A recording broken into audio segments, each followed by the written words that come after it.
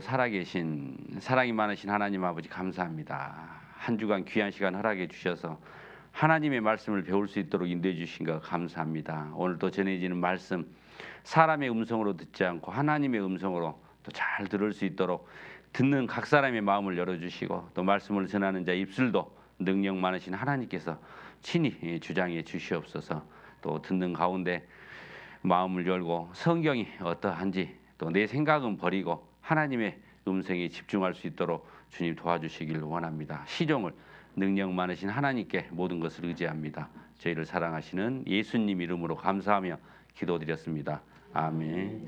자, 오늘은 제가 첫날부터 지금 계속 이야기해드렸던 성경 말씀 함께 읽어보시겠습니다. 너희가 성경에서 영생을 얻는 줄 생각하고 성경을 상고하거니와 이 성경이 곧 내게 대하여 증거하는 것이로다. 하나님께서 성경을 주신 목적을 이 한 절에 분명히 설명하고 계시죠. 우리가 왜 성경을 배우느냐? 뭘 얻으려고요? 영생을 얻으려고. 영생을 얻으려면 이 성경 말씀을 우리가 배워봐야 돼요. 어떻게 배운다고요? 상고. 자세히 배워야 돼요. 자세히. 그러니까 내가 왜 교회를 오래 다니고 성경 말씀을 접한 지가 오래 됐는데도 불구하고 천국에 갈 수 있는 확실한 믿음이 없냐? 성경을 자세히 배워본 적이 없기 때문에요. 지금 우리나라처럼 교회가 많은 나라도 없습니다. 그런데 안타깝게도 교회는 친교 모임이 아닙니다. 교회는 하나님의 말씀을 배우는 곳인데 많은 교회들이 주일날 예배를 하는 것 보면 성경 구절 한 구절 있고 한 10분 정도 성경 강의하고 찬양 한 10분 하고 한 10분은 다른 것 뭐 하고 한 30분이면 다 끝나요. 이 놀라우신 하나님의 말씀 3,500년 전부터 기록되기 시작해서 마지막 성경은 1900년도에 완성됐어요. 무려 1600년 동안 66권. 이 안에는 하나님이 나를 향한 사랑이 기록된 겁니다. 그런데 하루에 10분씩 배워가 한 일주일에 10분씩 배워가지고 어느 세월에 이 성경을 통해서 영생을 얻을 수 있겠습니까? 너무나 안타깝습니다. 그런데 이번에 오신 여러분들은 정말 하루에 2시간씩 12시간만 투자하면 하나님의 크고 놀라우신 사랑을 얼마든지 깨달을 수 있도록 하나님께서는 모든 사람 마음만 열고 들으면 구원을 받을 수 있도록 영생을 얻을 수 있도록 너무나 쉽고 정확하게 기록해 두셨어요. 하나님은 모든 사람이 구원을 받기를 원하신다고 말씀하셨습니다. 그 모든 사람 안에 나 들어갑니까? 안 들어갑니까? 당연히 들어가죠. 그래서 잘 들으시면 정말 성경을 통해서 영생을 얻을 수가 있습니다. 자, 요한복음 17장에 보시면 영생은 나왔죠. 곧 유일하신 참 하나님과 그의 보내신 자 누구요? 예수 그리스도를 믿습니다.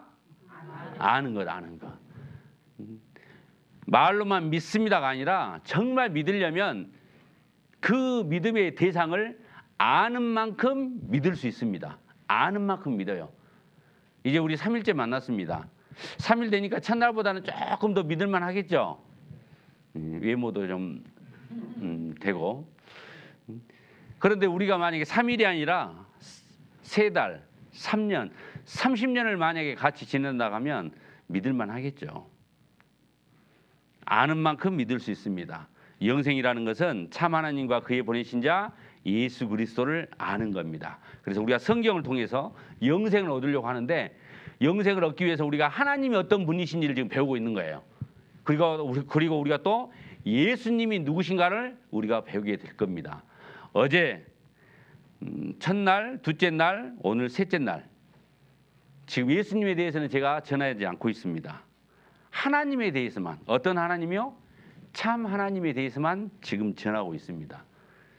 자, 성경 이사야라는 성경에 보면 나 여호와가 말하노라 너희는 나의 증인 나의 종으로 택함을 입었나니 같이 읽습니다.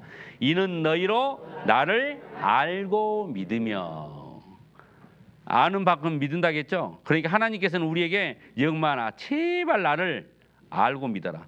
덮어놓고 믿습니다 하지 말고 또 다른 구절에 보면요, 요한일서라는 성경에 보면 하나님이 우리를 사랑하시는 사랑은 우리가 어떻게 알고 믿었느니. 그러니까 어설프게 하니까 하나님은 사랑이시다. 하나님은 사랑인 줄만 알아요. 그것은 하나님이라고 둘은 모르는 겁니다. 하나님은 분명히 사랑의 하나님이십니다. 그런데 어떤 사람만을 사랑을 하시냐면 하나님의 사랑을 받아들이는 사람만 사랑하시지, 하나님의 사랑을 손을 내밀었는데 그 손을 뿌리친 사람은 이제 오늘 배울 겁니다. 하나님은 무서운 분입니다. 죽음 위에 천국도 있지만 지옥도 있습니다. 어제 우리가 마지막 부분의 말씀을 배웠잖아요. 사람은 반드시 문 앞에 선 날이 있다고 했죠. 그런데 어떤 문이에요?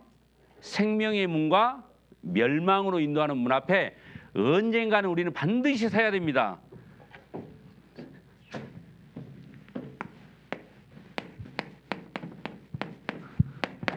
한자로 뭐라 했죠 이게? 인간이에요, 인간. 한자로 인간. 사람은 어떤 존재냐? 반드시 두 문 사이에 서는 날이 있어요. 그 날이 언제죠? 죽는 날이에요. 한 번 죽는 것은 사람에게 정하신 것이요. 그 후에는 뭐가 있다? 심판이 있다. 두 문 앞에 서서 무엇을 하느냐? 심판을 받아요. 하나님의 사랑을 받아들인 사람은 생명으로 인도하는 천국으로 가지만, 끝내 하나님의 사랑을 뿌리친 사람은 미안하지만 지옥입니다. 하나님은 사랑의 하나님이셔요. 하지만 하나님은 하나님의 사랑을 거부한 사람에게는 반드시 그 대가를 치르십니다. 그러니까 우리가 하나님의 사랑을 알고 믿었느니, 알으셔야죠. 하나님의 사랑이 무엇인지 알으셔야죠. 성경을 통해서. 또 다른 성경에 보면요, 요한복음 19장 35절에 이를 본 자가 증거하였으니 그 증거가 참이라. 하나님이 우리에게 알려주신 증거는 전부 다 참이에요. 참, 진리입니다.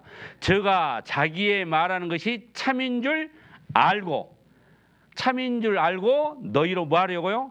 믿게 하려고. 하나님께서 성경에 많은 증거를 우리에게 주셨습니다. 하나님은 덮어놓고 믿으라 하신 분이 아니에요. 하나님은 우리에게 무조건 믿으라 하신 분이 아니에요. 덮어놓고 무조건 믿는 믿음은 환경이 바뀌면, 상황이 바뀌면 그 믿음은 사라진다니까요. 그러니까 한때 하나님이 어떤 분이신지 성경에서 알고 만나는 사람은 환경이 바뀌더라도, 여건이 바뀌더라도 그 믿음은 절대로 변하지 않아요. 그런데 알고 믿지 않은 사람은 교회를 열심히 다닐 때는 믿음이 좋은 것 같아요. 그런데 교회를 열심히 다닐 수 없는 상황이 처해졌어. 그러면 믿음이 없는 것 같아요. 아는 만큼 믿는다고 말씀하셨습니다. 하나님은 우리에게 증거를 주셨어요. 어떻게 해요? 성경을 통해서.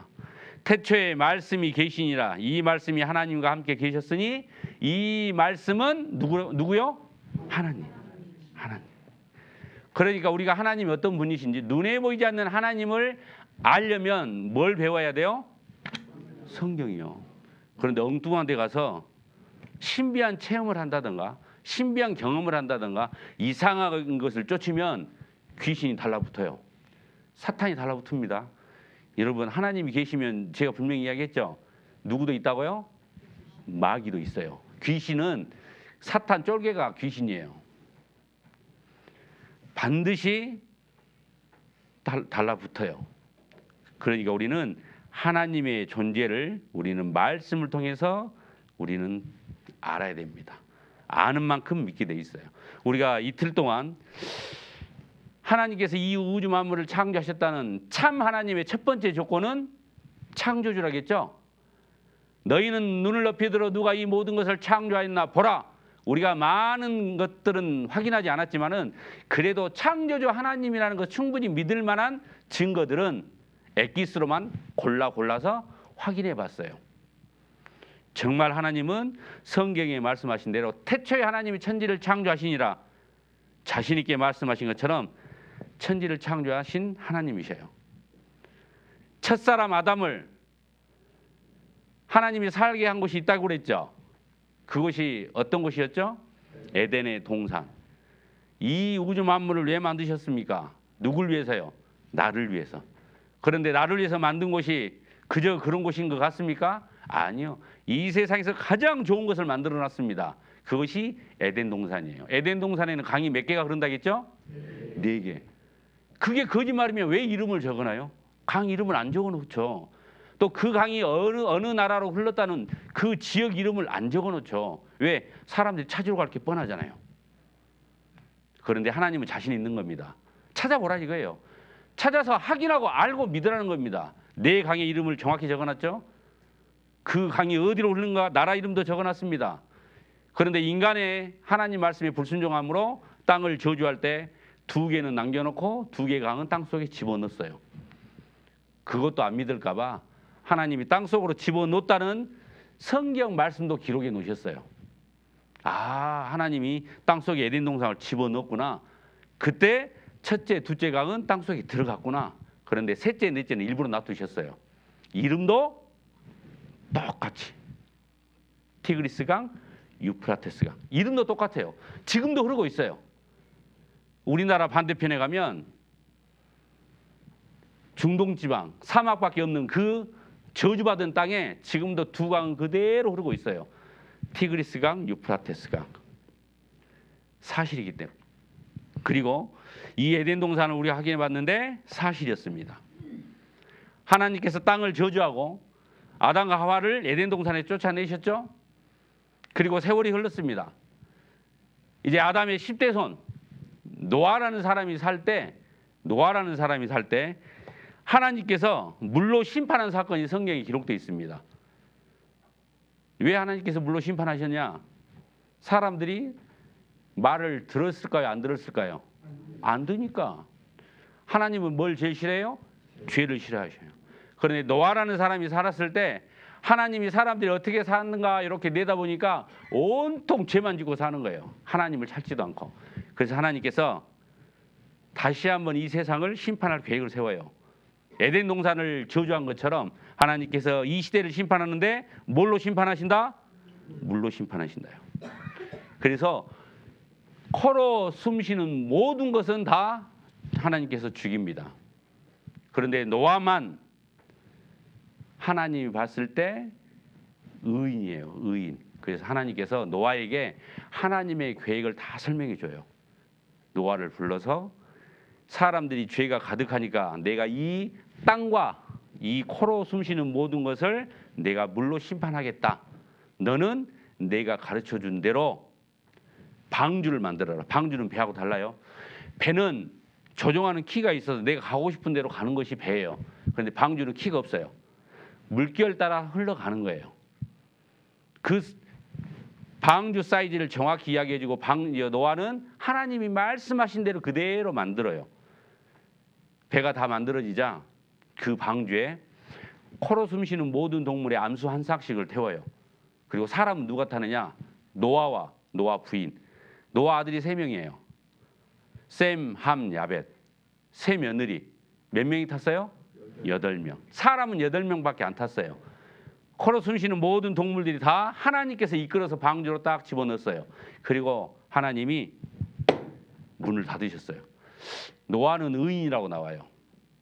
만약에 방주를 노아가 문을 닫았다 하면 만약에 하나님이 말씀하신 대로 물로 심판하기 위해서 하늘에서 물이 쏟아지고 땅에서 물이 솟구치면 사람들이 하나님의 말씀대로 물로 심판한 줄 알고 그때서 믿겠죠. 방주로 쫓아갔을 겁니다. 노아 우리가 잘못했네. 문 좀 열어주소. 그런데 미안하지만 그 문은 하나님이 닫으셨어요. 한 번 닫힌 문은 절대 열리지가 않습니다. 40일 밤낮을 물이 쏟아져요. 하늘에서 물이 쏟아지고 땅속에 있는 모든 물이 다 샘이 터졌어요. 그래서 천하의 높은 산을 다 물로 덮어요. 그러니까 이 지구를 물로 완전히 다 덮어버린 겁니다. 얼마 동안요? 약 300일 동안 물로 덮여놔요. 그러니까 아무리 수영 잘한 사람도 300일 동안 물속에서 수영하고 살 수 있어요? 없어요? 없어요. 생명체는 바다에 사는 물고기류 외에는 방주에 탄 짐승하고 사람 외에는 다 죽어요. 그리고 이제 150일 딱 하고 이제 점점 감하죠. 150일 동안 점점 물을 감해요. 방주가 둥둥 떠다니다가 어떤 한 산에 딱 걸쳐요. 그리고 이제 땅을 다 마르게 해서 방주에 탔던 짐승들과 노아의 8 식구가 밖으로 나와서 이 세상이 다시 시작된 겁니다. 그런데 이 노아의 물 심판 사건도 하나님이 말씀하셨으면 사실일까요? 거짓일까요? 사실이에요. 만약에 그게 거짓말이라고 하면 그 방주가 어떤 산에 걸쳤는지 그 산 이름을 절대로 써놓으면 안 돼요.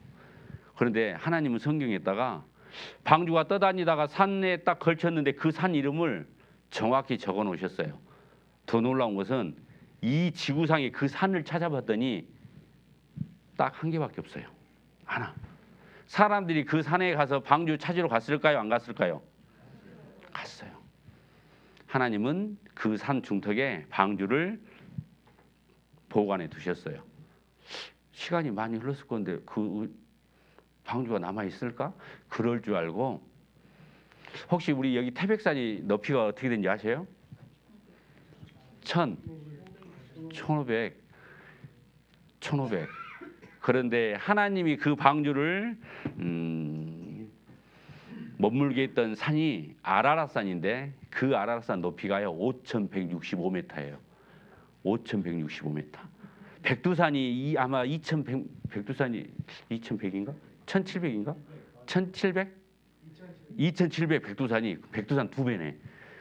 백두산 2배 정도 산이면 그 산 꼭대기에는 항상 뭐가 있을까요? 얼음이 있어요. 하나님 일부러 그 얼음 속에 방주를 딱 집어넣으신 거예요. 왜? 우리에게 알아보고 따져보고 확인해보고 알고 믿으라고. 과연 이 이야기가 사실일까? 보세요. 이 이야기가 과연 사실일까?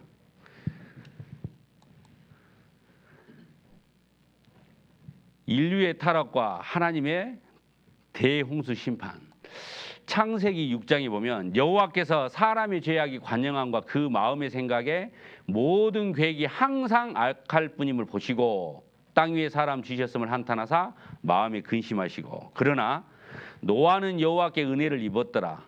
노아의 사정은 이러하니 노아는 의인이요 당시의 완전한 자라 그가 하나님과 동행하였으며 6장 11절부터 보면 때에 온 땅이 하나님 앞에 폐기하여 강포가 땅에 충만한지라. 그러니까 잔인하고 사람들이 아주 죄가 가득했다는 거죠. 땅이 충만한지라 하나님이 보신즉 땅이 폐기하였으니 이는 땅에서 모든 혈육 있는 자의 행위가 폐기함이었더라. 하나님이 노아에게 이르시되 모든 혈육 있는 자의 강포가 땅에 가득함으로 그 끝날이 내 앞에 이르렀으니 내가 그들을 무엇과 함께요? 땅과 함께 멸하리라. 너는 잣나무로. 그러니까 하나님께서 방주를 짓는데 그 재료까지도 자세히 알려져요. 잣나무로 너를 위하여 방주를 짓되 그 안에 간들을 막고 역청으로 그 안팎에 칠하라. 그 방주의 제도는 이러하니 장이 300규빗, 광이 50규빗, 고가 30규빗이며 규빗이라는 것이 무슨 말이냐면 이때 시대에는 자가 없어요. 우리처럼 센티미터라는 자가. 그래서 성인 남자 팔꿈치부터 손끝 이것이 한 규빗이에요. 평균을 내보면 한 규빗은 약 46cm. 이 46cm로 기준으로 방주 모양을 보니까 적은 사이즈가 아니에요. 길이가 140m 정도. 광 넓이가 23m, 높이가 14m 정도예요. 그러니까 굉장히 큰 네모 상자 모양의 배예요. 이걸 만들려고 한 겁니다. 노아는 하나님의 말씀대로 이때 당시 노아가 살았을 때 당시는 하늘에서 비가 내린 적이 없어요. 한 번도 안 내렸어요. 왜? 비가 내리지 않아도 이 지상에 있는 동물과 식물들이 충분히 습기를 머금고 살아갈 수 있는 최적의 조건을 갖추고 있었어요. 그런데 하나님이 하늘에서 비가 떨어진대요. 물이 떨어진대요. 노아는 한 번도 안 봤어요. 그런데 노아는 하나님을 믿는 의인이었기 때문에 하나님의 말씀을 믿고 시킨 대로 방주를 만들었습니다. 세상 사람들은 아마 노아가 하는 행동을 보고 노아, 자네 뭐해? 하나님의 계획을 노아는 다 알려줬을 거예요. 왜? 의를 전파한 노아라고 돼 있거든요. 자네들 내 말 잘 들어보소. 사람들이 죄를 많이 지으니까 하나님께서 나에게 이 세상을 물로 심판하신다네. 방주를 만들려고 하셨으니까 나는 열심히 만들고 있네. 자네들 내가 이 방주를 다 만들면 나와 함께 방주에 타세. 하나님이 하늘에서 물을 40일 동안 쏟으신다네. 이 세상을 물로 심판한다네. 사람들은 그 말을 믿었을까요? 왜요? 그때까지 하늘에서 비가 내린 적이 있다고요, 없다고요? 한 번도 내린 적 없어요. 노아 자네 정신 차려 이 사람아. 하늘 쳐다봐. 무슨 저 하늘에서 물이 떨어진단 말이야. 땅을 봐. 이 땅에서 무슨 물이 솟구친단 말이야. 정신 차려 이 사람아. 믿으려고 안 했어요. 아마 조롱했을 거예요. 얘들에게 그랬을 겁니다. 너희들 절대 저 노아 저 근처에도 가지 마. 저 정상 아니야. 노아 600세 되던 해 어떤 분이 그러대. 이 대목 딱 나오니까 내가 그러니까 안 믿는다고. 노아가 몇 살이에요? 사람이 어떻게 600살을 살 수 있냐고. 그건 자기 생각이에요. 이때 당시에는 이 지구가 사람, 동식물이 살 수 있는 최적의 조건을 갖추고 있었어요. 600살은 아무것도 아니에요. 나중에 보면요 969살로 나와요. 600살은 청춘입니다. 600세 되던 해 2월 곧 그달 17일이라 그날에 큰 기쁨의 샘들이 터지며 하늘의 창들이 열려 40주야를 비가 땅에 쏟아졌더라. 40일 밤낮을 하늘에서 물이 쏟아진 거예요. 저 태백 가서 엊그저께 대단한 걸 봤습니다. 제가 이야 그 일기예보 가끔 보면요 폭설이 온다고 해서 시간당 3cm의 폭설이 온다는 걸 뉴스에서 많이 들어봤거든요. 시간당 3cm. 그날 오후 한 3시부터요 시간당 몇 cm 왔어요? 제가 이 앞마당을 1시간에 한 번씩 쓸었어요. 10cm요 10cm. 쓸고 돌아서서 보면 또 10cm. 시간당 10cm. 엄청난 겁니다. 그렇게 9시까지 눈이 쏟아졌어요. 눈이. 그런데 만약에 눈이 40일 동안 온다고 생각해봐요. 비 말고 눈이. 천하의 높은 산이 다 눈에 덮였을 거예요. 끔찍합니다. 그 몇 시간 왔는데도 온 시내가 난리 났죠. 어떤 우리 자매님 한 분이 여기서 저기 부영 2차 집 가는데 제가 차 놔두고 가라고 했거든. 근데 차를 갖고 가시더라고. 여기서 부영 2차면 걸어갈 수 있는 거리도 돼요. 차를 갖고 왔는데 1시간 20분 걸렸어요. 1시간 20분. 차가 움직여 가죠. 40일 밤낮으로 비가 쏟아지면요. 이 세상 물난리 나겠습니까? 안 나겠습니까? 나요. 무릇 기식 있는 육체가 둘씩 노아에게 나와 방주로 들어갔으니 들어간 것들은 모든 것의 암수라. 하나님이 그에게 명하신 대로 들어감에 여호와께서 그를 닫아 넣으시니라. 하나님께서 물을 닫으신 거예요. 기품의 샘들이 터졌죠. 땅속에 있는 물이 지하수가 다 터진 겁니다. 전부 다. 에이 뭐 땅속에 뭐 물이 그렇게 많으려고. 그건 자기 생각이에요. 과학자들이 조사해 보니까요. 지하에 제2의 바다가 있대요.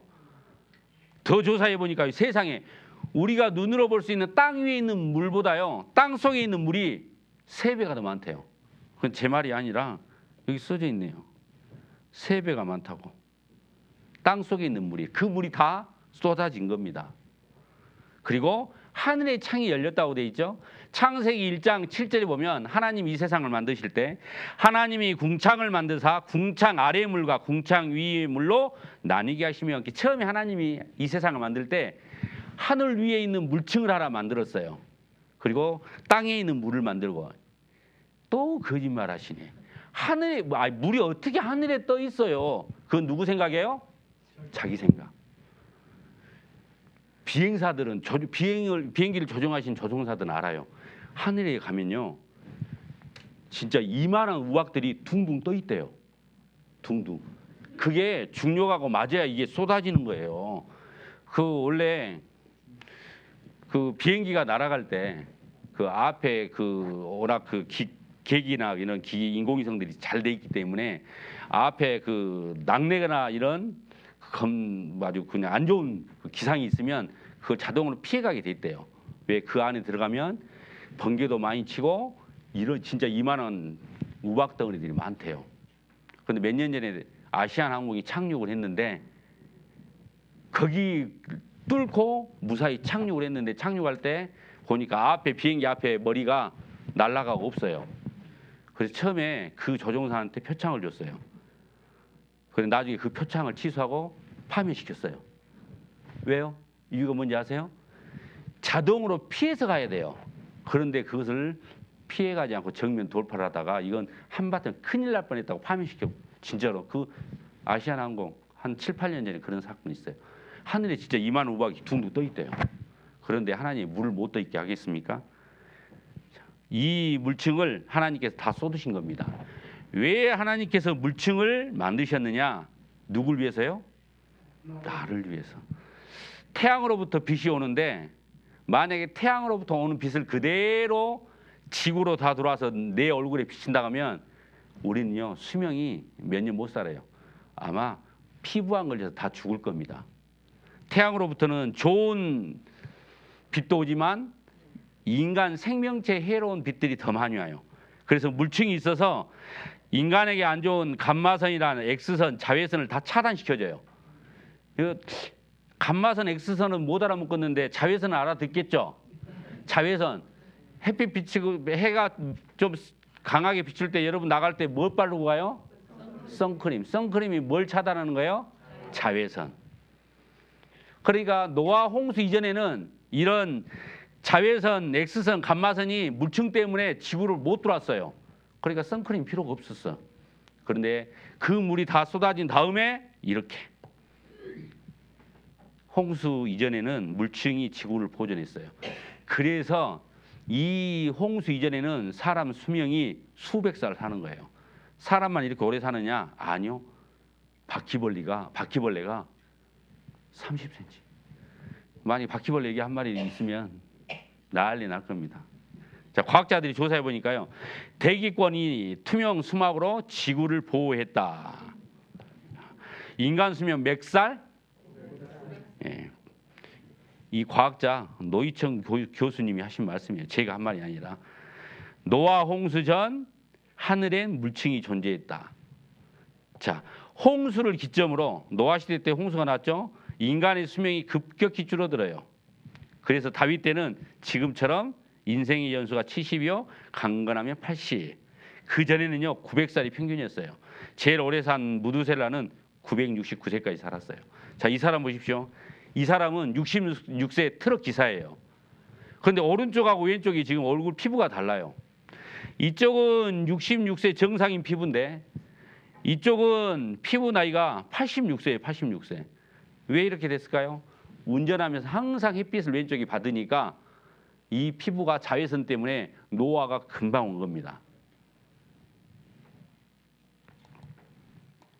아침 저녁으로 직접 운전해서 출퇴근하시는 분들, 피부 생각하면 이때도 방심하면 안 되겠습니다. 볕이 강한 시간대도 아니고 운전 시간이 길지 않아도 햇빛에 노출된 얼굴 반쪽이 더 빨리 손상된다고 합니다. 박학식 의학 전문 기자입니다. 28년간 화물차 운전을 한 69살 남성의 얼굴입니다. 매일 햇빛에 드러난 얼굴 왼쪽이 훨씬 더 늙어 보입니다. 출퇴근 시간에만 잠시 운전하는 경우엔 어떨까? 고대 안암병원이 직업 운전자가 아닌 5, 60대 출퇴근 운전자 15명을 조사했더니 얼굴 좌우의 피부 손상 정도가 확연히 달랐습니다. 오른쪽보다 왼쪽, 특히 눈 아래와 관자놀이 부위에 색소 침착과 주름이 훨씬 많이 생겼습니다. 여러분 오래 살고 싶으면 탱탱한 피부 유지하고 싶으면 알아서 하십시오. 저도 그 선크림인가 그거 바르기를 별로 안 좋아해요. 그런데 이제 이 사실 안 다음부터는 밖에 나가면 햇빛을 받고 다녀야겠어요. 햇빛을 피해 다녀야겠어요. 너무 햇빛을 안 받아도 안 돼요. 비타민 D가 부족해서 허리가 굽어요. 적당히 받으셔야죠. 그런데 틀림없이 노아 홍수 이전에는 사람의 수명이 900살 가능했습니다. 그거 지어낸 이야기 아니죠. 자, 화석이 발견됐는데 이 화석 좀 보십시오. 이게 잠자리 화석인데 길이가 몇 미터예요? 1m. 잠자리만 있는 것이 아니라 바퀴벌레가 30cm, 소라가 1.5, 새우가 2m. 새우 한 마리 있으면 우리 포식하겠네. 소가 9m예요. 9m. 화석이 발견되는데 노아 홍수 이전에는 이 지구상이 사람이 살기에 최적의 조건이었습니다. 자, 그 방주 아라랏산에 머물렀는데 물이 땅에 더욱 창이라며 천하의 높은 산이 다 덮였더라. 그림으로 보면 마치 이런 식이에요. 물이 차가지고 점점 방주가 떠올랐어요. 이 세상에 있는 천하의 높은 산이 물로 다 덮인 겁니다. 방주 안에 들어갔던 생명체만 살 수 있던 거죠. 창세기 7장에 보면 육지에 있어 코로 생물의 기식을 호흡하는 것은 다 죽었더라. 노아와 그와 함께 방주에 있던 자만 남았더라. 물이 150일을 땅에 창일하였다. 딱 150일 동안. 그리고 물러나는 시간도 약 150이에요. 거의 300년 동안 이 세상을 물로 다 덮은 겁니다. 살 수 있는 생명체가 없어요. 그리고 하나님이 이제 점점 물을 감하기 시작합니다. 창세기 8장에 보면 하나님이 노아와 그와 함께 방주에 있던 모든 들짐승과 육축을 권념하사 바람으로 땅 위에 불게 하심에 물이 감하였고, 이제 샥 부니까 물이 점점 감해졌어요. 그래서 산들이 이제 나오기 시작합니다. 어떤 사람이 그러대? 그 많은 물을 바람 분다고 다 어디에다 뒀대요? 그럴 줄 알고 하나님이 또 기록해 놓으셨어요. 이게 보면 뭐예요? 북극과 남극에 있는 얼음이에요. 얼음. 성경에, 욥기라는 성경에 남방 미실에서는 광풍이 이르고 북방에서는 찬기운이 이르매 하나님의 부시는 기운에 얼음이 얼고, 얼음을 북극과 남극에 얼게 하셔가지고 물의 넓이를 어떻게 하셨다? 줄어들게. 지금 북극과 남극에 엄청난 양의 얼음이 있어요. 그런데 이상 기온으로 그 얼음이 지금 늘어나고 있어요? 줄어들고 있어요? 줄어들고 있어요. 줄어드니까 바닷물 수위가 올라가요? 내려가요? 올라가고 있어요. 올라가니까 동해안의 해변가가 점점 어떻게 돼요? 침식되고 있죠? 우리는 내륙이니까 심각성을 모르지만 저희들이 가끔 뉴스로만 들으면 특히 우리 동해안 쪽 이 침식, 해안가 침식이 상당히 심각해요. 곧 있으면 점점 그물을 안쪽으로, 육지 안쪽으로 밀어 넣어야 될 판이에요. 왜? 얼음이 녹으니까 점점 바닷물 수위가 올라가요.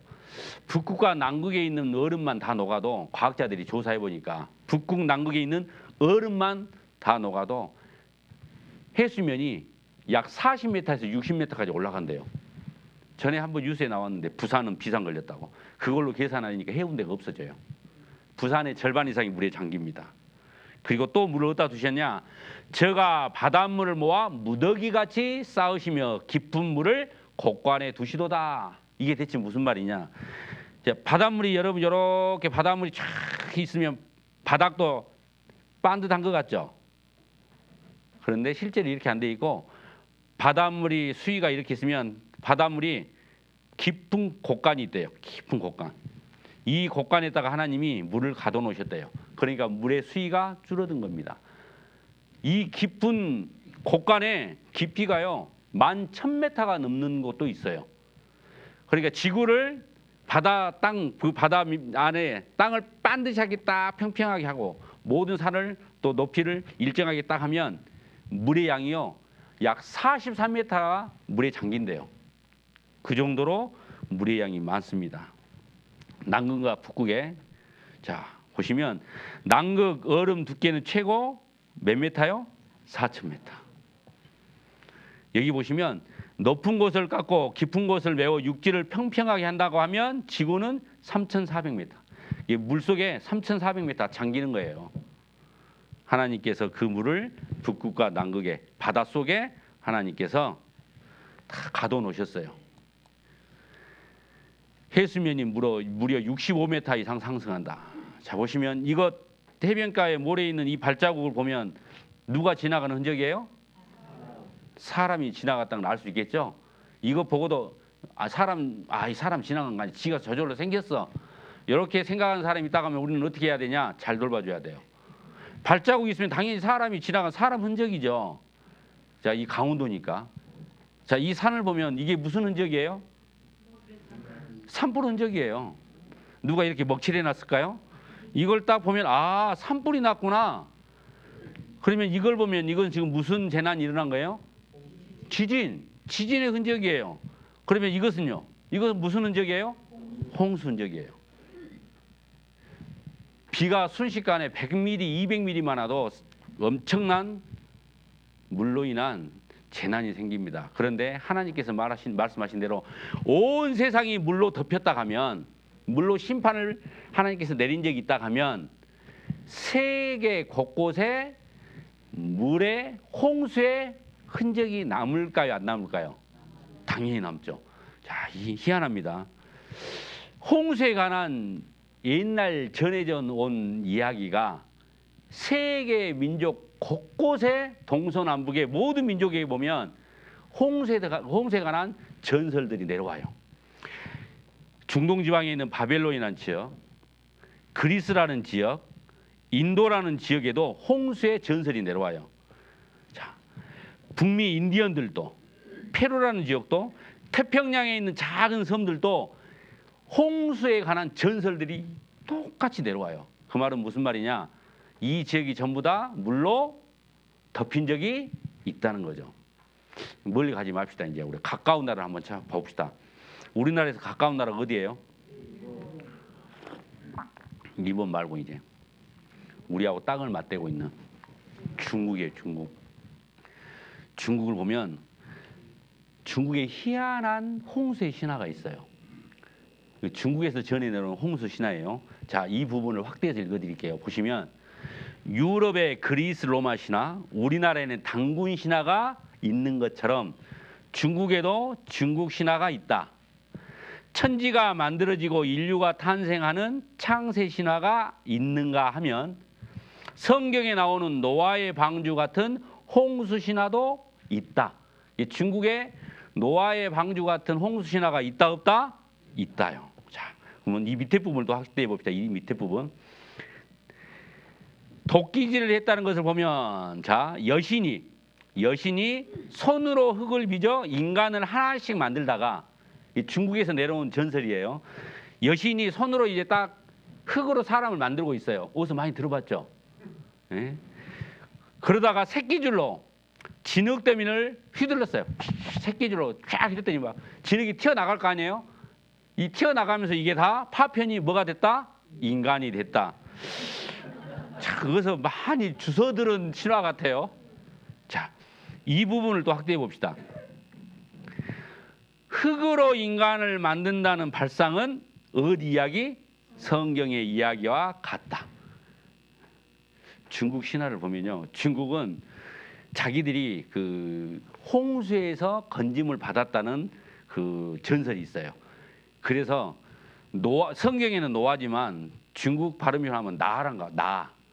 그래서 중국 사람들이 노아의 홍수를 그렇게 찾으러 다녀요. 그러다가 2010년도에 찾아요. 누가요? 중국 사람들이. 막 기자회견하고 대대적으로 방송에 인터뷰도 하고 그런 사건이 있었어요. 자, 이 부분을 또 다음 페이지를 보면 성경의 이야기와 비슷한 이야기는 또 있다. 홍수와 방주의 이야기다. 성경에서는 여호와가 인간의 죄악을 징벌하기 위해서 40일간 비를 내렸는데, 자, 중국 신화 보면 중국 신화에서는 임마라는 장인이 큰 홍수에 오동나무를 베어 배를 만들어 살아남은 사람들과 동물을 태워 인류의 멸종을 막아냈다는 이야기가 있다. 성경의 노아 홍수 이야기하고 비슷한 거죠. 왜 이런 홍수에 관한 전설들, 신화들이 많이 내려올까요? 전 세계가 물로 심판받은 홍수의 사건이 있었기 때문에. 자, 전 세계적으로 홍수의 증거들이 있느냐? 첫 번째 증거는 지구상에 있는 모든 이 지층이 퇴적층이 75%예요. 이 퇴적층이 75%란 말은 퇴적층은 반드시 물에서만 쌓이는 지층이에요. 전 지구가 75%가 퇴적층이라니까요. 지각의 75%가 퇴적합니다. 대홍수를 뒷받침하고 있다. 지표 근처 암석 75%가 퇴적합니다. 전 세계 75%가 퇴적함이라는 것은 이 퇴적함은 반드시 물, 홍수로만 생길 수 있는 지층이에요. 자, 두 번째, 염호예요. 예를 들어서 노아의 그 물심판 때 이렇게 온 천하의 높은 산을 물로 다 덮었죠. 그리고 하나님이 물을 감하셨어요. 이렇게 감했을 때 미처 바다로 휩쓸리지 못한 이런 고산 지역에 바닷물이 고인 겁니다. 이게 소금 호수가 된 거예요. 그러니까 소금은 바닷물이 소금이 돼야 되는데 강은 소금이 아니잖아요. 그런데 바다가 아닌데 내륙 한가운데 고산 지역인데도 엄청나게 많은 염호, 소금 호수들이 세계 곳곳에 있습니다. 아프리카에도 염호가 있어요. 아프리카, 여긴 중국입니다. 중국에도 염호가 있어요. 차카 염호라고 몽골어로 하면 소금의 바다라는 뜻이에요. 이 소금의 양이 엄청납니다. 중국뿐만이 아니라 볼리비아, 우유니 소금 사막, 이게 다 지금 소금이에요. 소금. 산골짜기, 페루에 있는 산골짜기예요. 해발 3,300m에 소금이 나와요. 전 세계가 홍수로 덮였다는 증거죠. 세 번째, 화석이에요. 화석. 홍수는 긴 시간에 걸쳐진 것이 아니라 짧은 시간에 일어난 겁니다. 그러니까 이 화석들이 미처 썩지 못하고 그대로 화석 안에서 굳어버린 겁니다. 이런 화석들이 세계 모든 대륙에서 발견돼요. 바다의 화석들이 산꼭대기에서 발견돼요.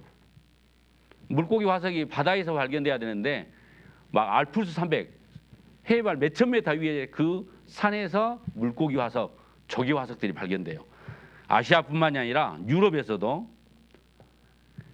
아프리카에서도, 아메리카에서도, 아프리카, 호주에서도 전 세계 곳곳에 이 화석의 증거들이 있어요. 이 로키 산맥에서 지금 바다에 있어야 될 화석의 증거들이 나와요. 로키 산맥에. 한국 마이산 가면요, 제가 마이산 한번 가봤어요. 진짜 귀처럼 생겼더라고요. 여기가 진짜 자갈이에요. 자갈이 뭉쳐서 이렇게 돼 있어요. 거기에 보면 물고기 화석도 나와요. 옛날에 여기는 바다였다. 여기 다 조개 화석이에요. 조개 화석. 돌들이 막 뭉쳐 있어요. 알프스, 이런 암모나이트, 조개 화석들. 미국에서도 이 물고기들이 때로 그냥 흙에 덮여진 겁니다. 그러니까 썩지 않고 그대로 화석이 된 거예요. 심지어는요, 지금 이 물고기는 뭐 하고 있어요? 잡아먹는 순간 흙이 덮친 거예요. 소화도 안 되고. 그래도 뱃속에다 들어갔으면 덜 억울할 텐데. 이 물고기도요, 잡아먹으려고 했더니 흙이 덮친 거예요. 이거 보세요. 이거 지금 무슨 장면인 것 같아요? 아마 이거 돌고래나 고래인 것 같아요. 새끼가 지금 뭐 하고 있어요? 우유 먹고 있어요. 우유, 젖. 엄마 젖을 먹고 있는 사이에 덮친 거예요. 이것은 짧은 시간에, 순식간에 대홍수로 인해서 흙이 한쪽으로 휩쓸리면서 이렇게 화석화된 겁니다. 세계 곳곳에서. 그리고 7월 곧 그달 17일에 방주가 어떤 산이요? 아라랏산. 다른 어떤 증거보다요, 그 방주가 발견되면 그것보다 더 확실한 증거가 어디 있어요? 저는 정말 이 노아의 방주 사건이 사실이구나라고 믿을 수 있는 것은 하나님이 얼마나 자신 있으면 산 이름을 적어 놓겠어요. 이게 사실이 아니면 산 이름 적어 놓으면 안 돼요. 왜? 사람들이 확인하고 하니까. 그런데 이게 학생들이 본 우리가 실제로 지금 우리가 살고 있는 터키라는 지역에 있는 산 이름이에요. 무슨 산이에요? 아라랏산. 5,165m. 그 이름도 똑같이 지금 터키라는 곳에 가면 아라랏산이 있어요. 5,100m니까요. 산 꼭대기는 항상 얼음이에요. 얼음. 약 4,000m 정도 되는 곳에 그 얼음 속에 방주를 넣어놨대요. 이게 실제 산이에요. 아마 이 정도에다가 방주를 넣는 것 같아요. 그러니까 지각 변동에 의해서, 지진에 의해서 지금 방주가 쪼개졌나 봐요. 두 쪽으로. 더운 여름에 얼음이 조금 녹으면 살짝 보인가 봐. 겨울에는 다시 얼음 속으로 들어가고. 만약에 방주가 태백산에 머물렀으면 하면 아마 재질이 잣나무이기 때문에 100년도 못 가고 그 방주가 남아있을까요? 벌써 썩고 없어져요. 그러니까 하나님이 일부러 이 높은 산에 방주를 얼음 속에 넣어놓은 거예요. 왜? 영만아, 제발 알고 믿으라고. 확인하고 믿으라고. 이게 인공위성에서 본 아라산 사진이에요. 이 아라산 밑에 지방에 가면요, 자기들은 실제로 노아의 후손이라고 자기들이 스스로 이야기해요. 자기는 노아의 후손이래요. 성경에 보면 노아 8명 식구가 밖으로 나와서 첫 번째 농사를 어떤 농사 지었냐? 포도 농사를 지었어요. 포도. 그러니까 이 터키 아라산 밑에 있는 특산물이 뭐냐면 포도예요. 포도. 그 지역에 있는 포도주가 세계 이거예요. 전부 다 자기들이 노아의 후손이래요. 어린 학생들이 보던 소년중앙에 보면 69년도에 산 꼭대기에 큰 배 화석이 있다. 아라라산 정상 얼음 속에 노아의 방주가 있다. 노아의 방주는 실제로 있었다. 1990년에. 2010년에 홍콩신문이에요. 노아의 방주, 잣나무 조각을 찾아갖고 온 거예요. 중국 사람들이. 해년마다 방주를 찾으러 갔는데 드디어 2010년도에 찾아서 그 방주 안까지 들어가서 이런 나무 조각, 유물들을 가지고 와서 인터뷰를 했어요.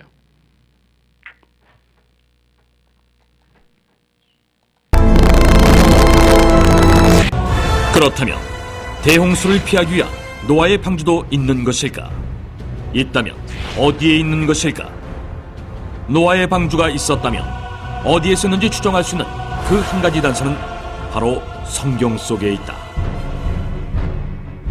성경의 창세기 8장 4절에는 그리하여 7째 달 11의 날에 방주가 아라랏산 위에 내려앉았다라고 되어 있는데, 즉 노아의 방주가 아라랏산에 있다고 그 장소를 말하고 있는 것이다. 그런데 성경 속에 등장하는 아라랏산과 같은 지명의 산이 현재도 남아있다. 그곳은 바로 터키의 아라랏산이다.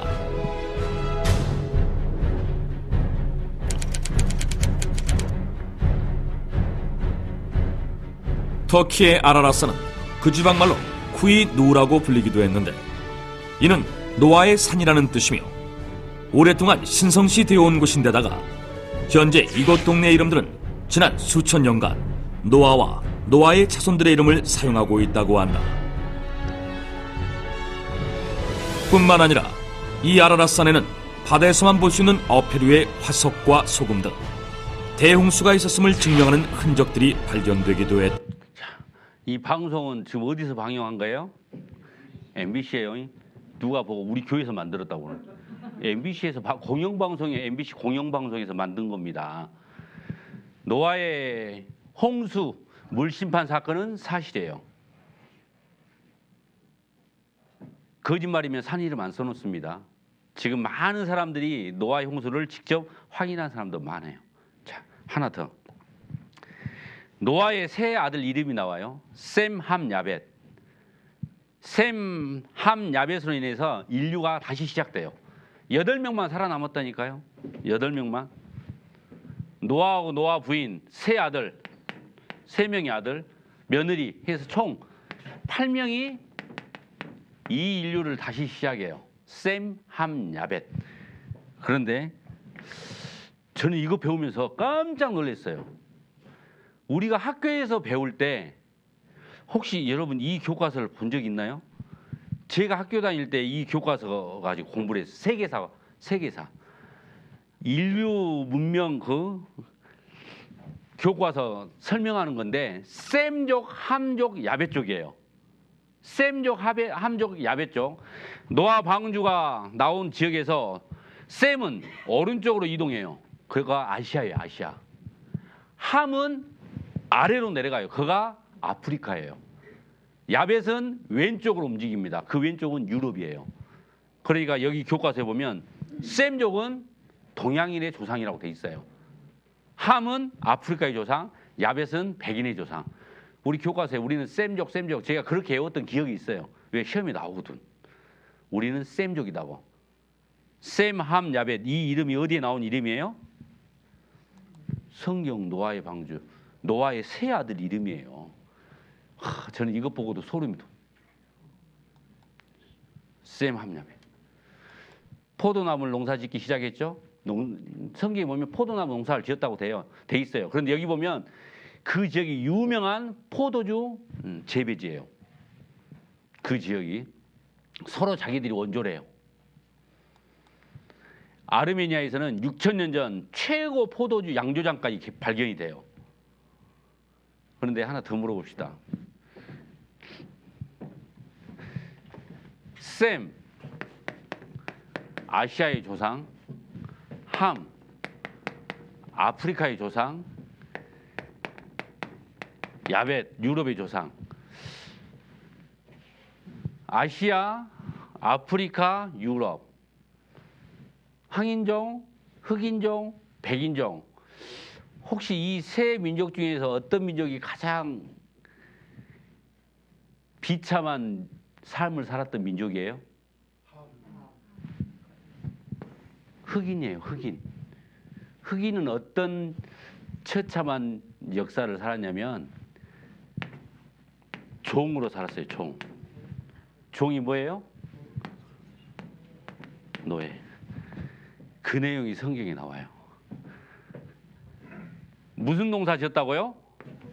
포도 농사 짓고 노아가 포도주에 취해서 하체를 벗고 잠을 들었어요. 노아가. 그런데 함이 와서 그걸 봤어요. 그리고 쫓아나가서 형제들을 불러요. 와보라고. 저 아버지 보라고 지금. 그러니까 셈하고 야벳이 와서 딱 보니까 아버지가 세상에 하체를 드러내고 잠을 주무시고 계시거든. 고개를 바로 돌려요. 딱 돌리고 옷을 가지고 뒤로 딱 가서 아버지를 딱 덮어드려요. 그리고 아버지가 잠에서 깼어. 그 사건을 이야기를 들었어. 그리고 나서 아버지가 너 형제들의 종의 종이 되라고 저주를 내려요. 나는 그것 보고도 진짜 깜짝 놀래요. 깜짝. 어떻게 3,500년 전에 그런 내용이 적어져 있을 수가 있죠? 노아가 술이 깨어 그 작은 아들이 자기에게 행한 일을 알고 이에 가로되 가나안은 함이에요. 저주를 받아 그 형제들의 종들의 뭐가 된다? 종이 되길 원한다. 이 사람들이 누구예요? 함이 우선. 이게 지금 무슨 모습인지 아세요? 배요, 배. 노예를 한 명이라도 더 실으려고 백인들이 그 아프리카 대륙에 가서 잡아가지고 저 배에다 이렇게 실어놓은 짐짝처럼 실어놓은 모습이에요. 제가 한 권 더 소개할게요. 이게 백방비결전이라고 중국 문어 중에서 사주팔자 보는 책이에요. 사주팔자. 사주팔자. 여러분 좋아하잖아요. 사주팔자. 제가 교회 다니기 전에 토종비결 책을 한 권 사가지고 신년이 되면 전 직원들 토종비결 다 봐줬어요. 자충이 묘진사 오미심 하고 딱 복사해서 딱 나눠줘요. 이리 와 다음. 제가 구원받고 그 책 제일 먼저 버렸어요. 근데 사주팔자를 보는 건데 이 안에 보면요. 자, 이게 8괴예요. 8괴. 이게 8괴예요. 지금 이 책이 지금 저한테 있는 책이에요. 딱 봐도 오래 고서같이 생겼죠. 지금 저한테 있어요. 제 사무실에. 딱 한 장을 넘기면 똑같이 8개가 나와요. 백방 기륭 대감 해가지고 이 안에 보면 자 여기 보면 이 밑에 이 8개에 대한 설명이 나와요. 설명이. 근데 이 책 안을 보면 이게 뭐냐면 손금 보는 거예요. 손금. 여러분 손금 좋아하죠? 손금 보는 거고 또 이 책 안을 넘기면 이게 뭐같이 보여요? 부적이에요. 부적. 쇼 제가 하나 써줄게. 부적 보는 거예요. 부적. 이게 백방비결전 안에 있는 거예요. 자 그러면 보세요. 이 책에 있는 이 설명 부분 한번 봐볼게요. 이 설명 부분 뭐라고 적어져 있냐면 찬한 태고의 이 비유괴라. 세상 처음에는 이런 괴가 없었다라고 시작을 해요. 자, 제가 해석을 써놨어. 이런 괴가 세상에 없었다. 홍수가 나서 세상이 멸망할 때 나라는 사람이 방주를 만들어 일가족 8명을 구원하여 8대에 이르러 집단 생활을 하였다. 전에 내려오는 이야기에 의하면 나라는 사람이 암수 한 쌍씩 만물을 구원해냈다. 어디 나온 내용이에요? 성경 창세기 내용이에요. 그러니까 이 8사람이 세상으로 퍼졌다 해서 이게 인간의 복으로 해서 사주팔자 책의 근원이 된 거예요. 성경이 먼저예요? 백방비결전이 먼저예요? 중국 사람들 나 방주 확실하게 존대한다. 인민일보에 인민일보. 청도일보에 보면 청도일보에 방주가 확실히 존재한다. 이게 한자로 배선자예요. 배선자. 이 배선자는 큰 배를 이야기하는 거예요. 큰 배. 이 앞에 그 앞에 있는 것이 배주자인데 이 배주자는 작은 배를 이야기해요. 이 배주자에 8명이 입구자는 사람을 이야기해요. 그러니까 작은 배에 8명이 탔어요. 그게 큰 배선자가 된 거예요. 하나님이 노아의 방주를 통해서 우리들에게 큰 교훈을 줘요. 예수님께서 마태복음 24장에 노아의 때와 같이 인자의 임함도 그러하리라. 노아의 때 세상 사람들이 물로 심판받은 것처럼 인자의 때 예수님이 다시 오신다고 할 때도 이러한 일이 있다는 것을 지금 교훈을 주고 있는 거예요.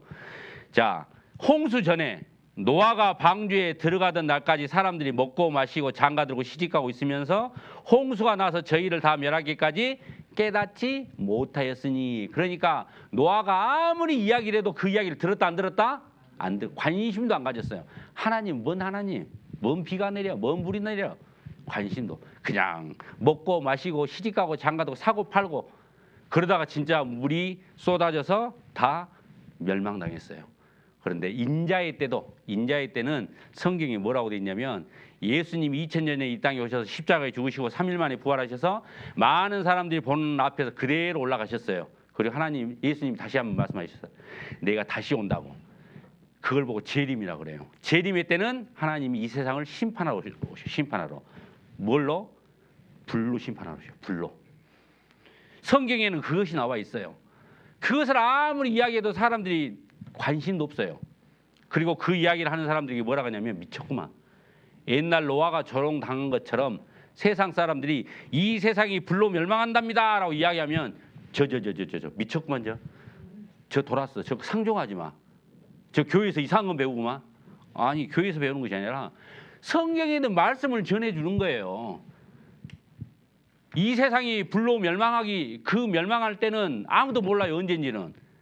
오늘인지 내일인지 10년인지 100년 뒤인지는 몰라요. 하나님만이 아셔요. 그런데 분명한 것은 내가 불심판이 내리기 전에 내가 먼저 죽을 수가 있어요. 죽으면 그날이 나는 심판받는 날이에요. 하나님의 사랑을 깨닫지 못하면 나는 어디로 가느냐? 영원한 불, 지옥 구덩이로 들어가는 거예요. 하나님은 우리에게 그것을 교훈해 주신 거죠. 노아 시대 때 먹고 마시고 장가두고 시집가고 사고 팔고 신고 집 짓더니 내 안에 영혼이 있는지 없는지 하나님의 말씀 전혀 관심이 없어요. 그러다가 물로 심판받은 거예요. 하나님께서 무엇이든지 전에 기록한 바는 우리에게 교훈을 위해서 기록한 거예요. 영만아, 제발 너 영생을 얻고 구원받고 천국에 오라고. 베드로후서에 보면 이로 말미암아 그때 세상은 물의 넘침으로 멸망하였을 때, 노아 시대는 물로 멸망했죠. 이제 하늘과 땅은 그 동일한 말씀, 이 성경 말씀으로 불사르기 위하여 간수한 바 돼. 그러니까 앞으로 하나님은 이 땅을 어떻게 심판하느냐? 옛날에는 뭘로 심판했죠?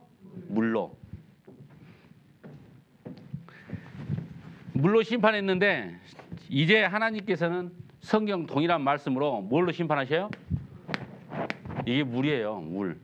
그런데 앞으로 세상은 불로 심판하신대요. 불로.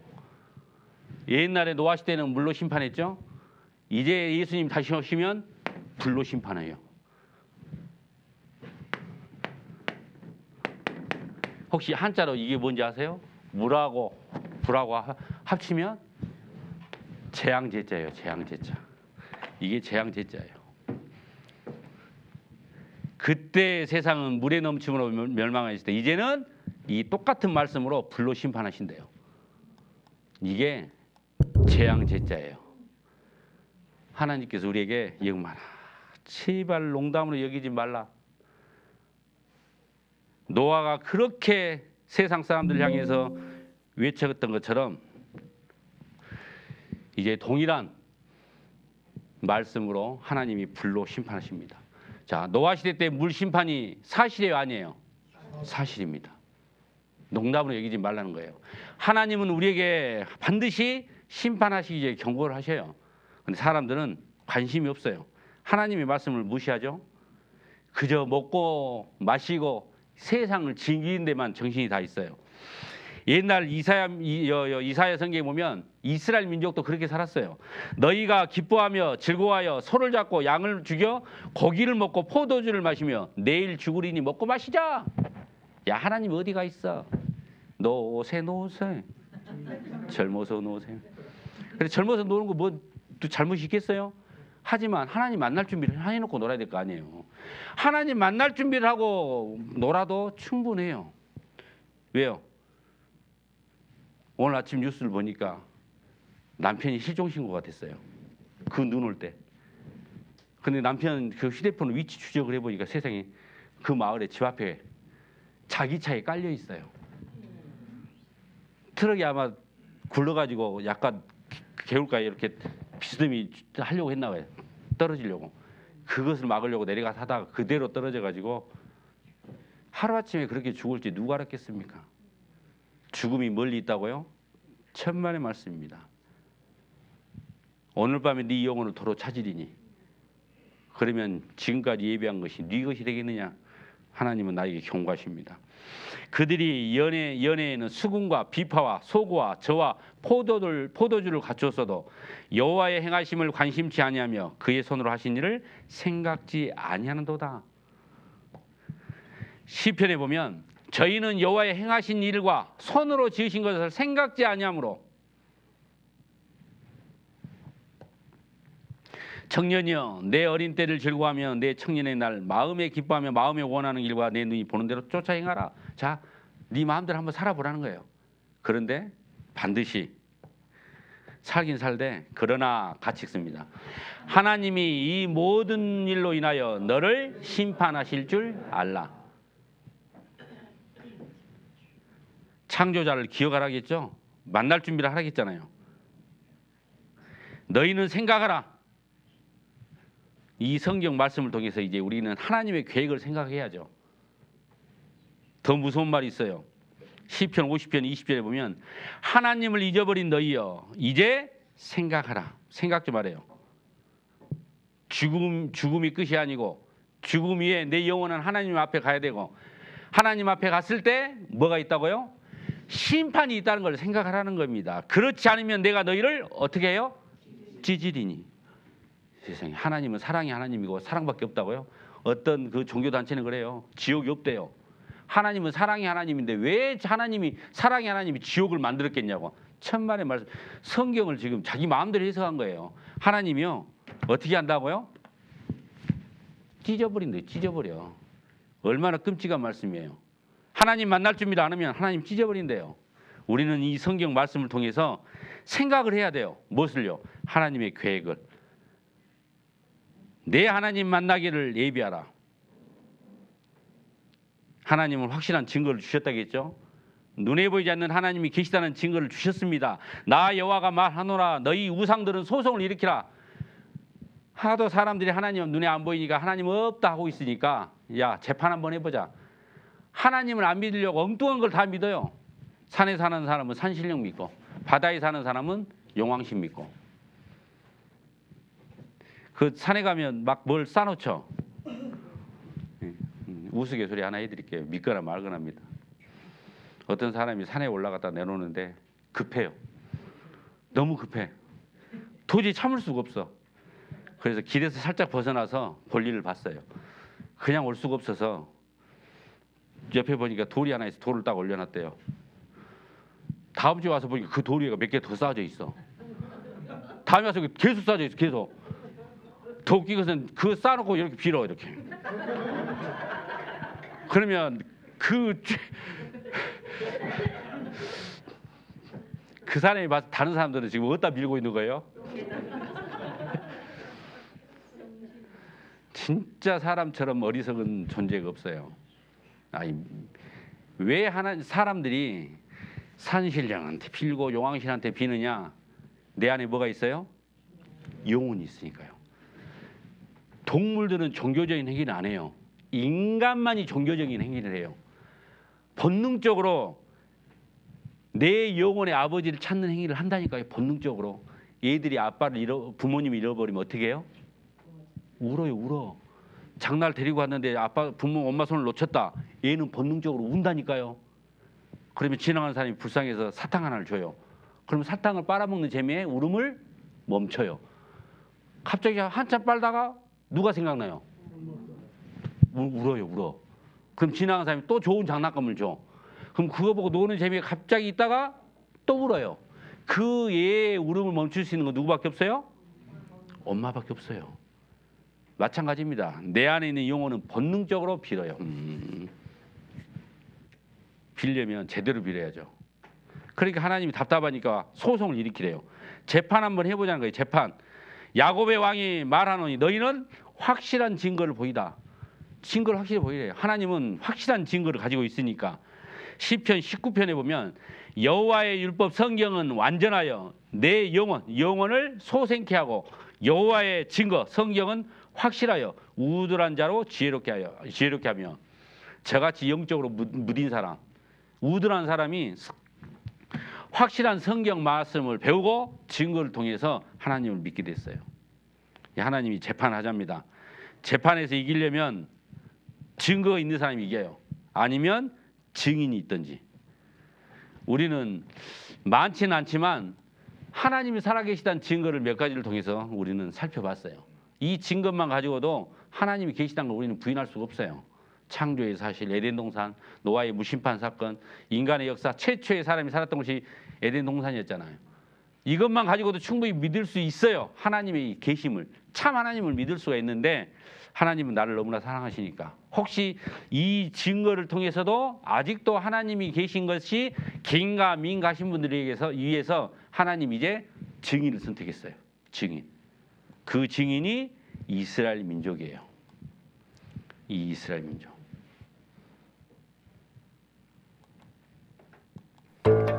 자, 세계로 흩어진 노아의 홍수 사건으로 인해서 이제 셈, 함, 야벳이 세계로 흩어졌어요. 근데 하나님 편에서 보니까 문제가 생겼어요. 세계로 흩어져서 살던 사람들이 시간이 지나면 지날수록 하나님을 찾아요, 안 찾아요? 안 찾아요. 이때는 성경도 없잖아요. 그러니까 하나님이 모든 민족 앞에 나타날 수가 없잖아요. 그래서 하나님 한 가지 방법을 생각했죠. 세계로 흩어진 사람 중에 한 사람을 선택해요. 딱 선택해서 여호와의 증인으로 삼아요. 그래서 만민들이, 세상 모든 사람들이 그 한 사람, 그 사람을 보고 누굴 믿으라고? 하나님을 믿으라고. 자, 많은 사람 중에서 한 사람을 선택했는데 그 사람이 아브라함이에요. 창세기 12장부터 그 이야기가 나옵니다. 그러니까 성경책 창세기, 성경에 따라 약간 다르지만은 맨 앞에 5장, 제 성경책을 하면 5장을 딱 넘기면 창세기 12장이에요. 창세기 12장에서 아브라함의 역사, 아브라함을 통해서 이스라엘 역사가 시작돼요. 그리고 요한계시록 맨 마지막 2장 빼면 요한계시록 20장까지 이 많은 성경 중에서 이만큼이 누구 이야기예요? 이스라엘 역사 이야기. 이스라엘. 앞에 5장, 뒤에 2장 빼고 나면 이게 다 이스라엘 역사예요. 이스라엘. 그러니까 이스라엘을 제대로 알지 못하고 하나님을 알 수 있어요, 없어요? 없어요. 왜 하나님을 엉뚱하게 믿냐? 이스라엘을 모르니까. 이스라엘을 자기 마음대로 해석하기 때문에 이단들이 나온 거예요. 이단들이. 자, 창세기 12장. 여호와께서 아브라함에게 이르시되 너는 너의 본토 친척 아비집을 떠나 내가 내게 지시할 땅으로 가라. 내가 너로 큰 민족을 이루고 내게 복을 주어 내 이름을 창대케 하리니 너는 복의 근원이 될지라. 아브라함에게 3가지 약속을 하죠. 하나님께서 땅도 주고 큰 민족, 그다음에 복의 근원이 된대요. 땅은 지금 현재 이스라엘 땅 얼마나 시끄럽습니까? 그 이스라엘 땅을 하나님께서 창세기 12장에 이스라엘 민족에게 준 겁니다.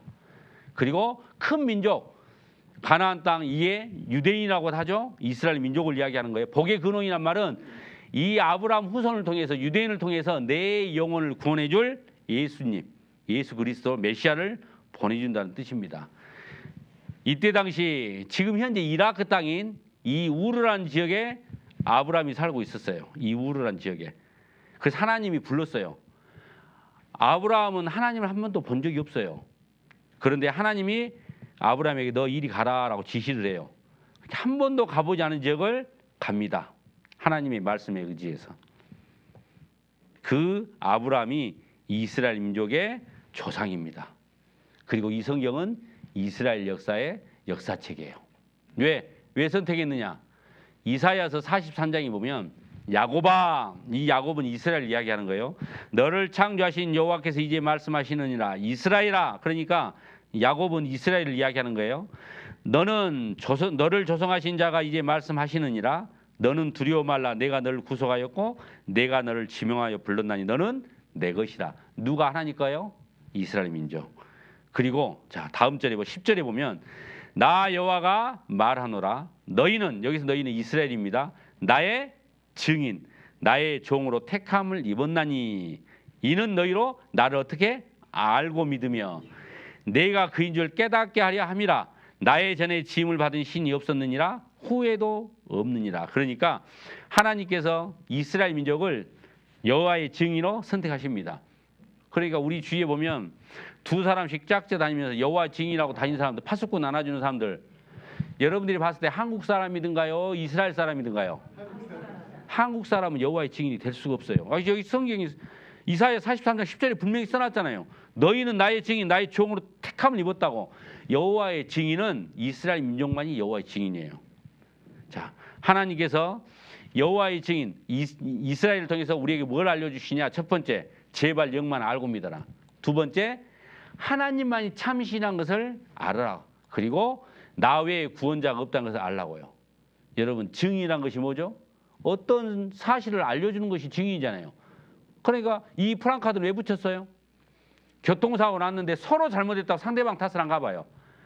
이것을 깔끔하게 이기려면 블랙박스가 있든지 아니면 그 사고를 목격한 사람만 나타나면 네가 잘났네, 내가 잘났네 할 필요가 없어요. 근데 이 차는 블랙박스가 없었나 봐요.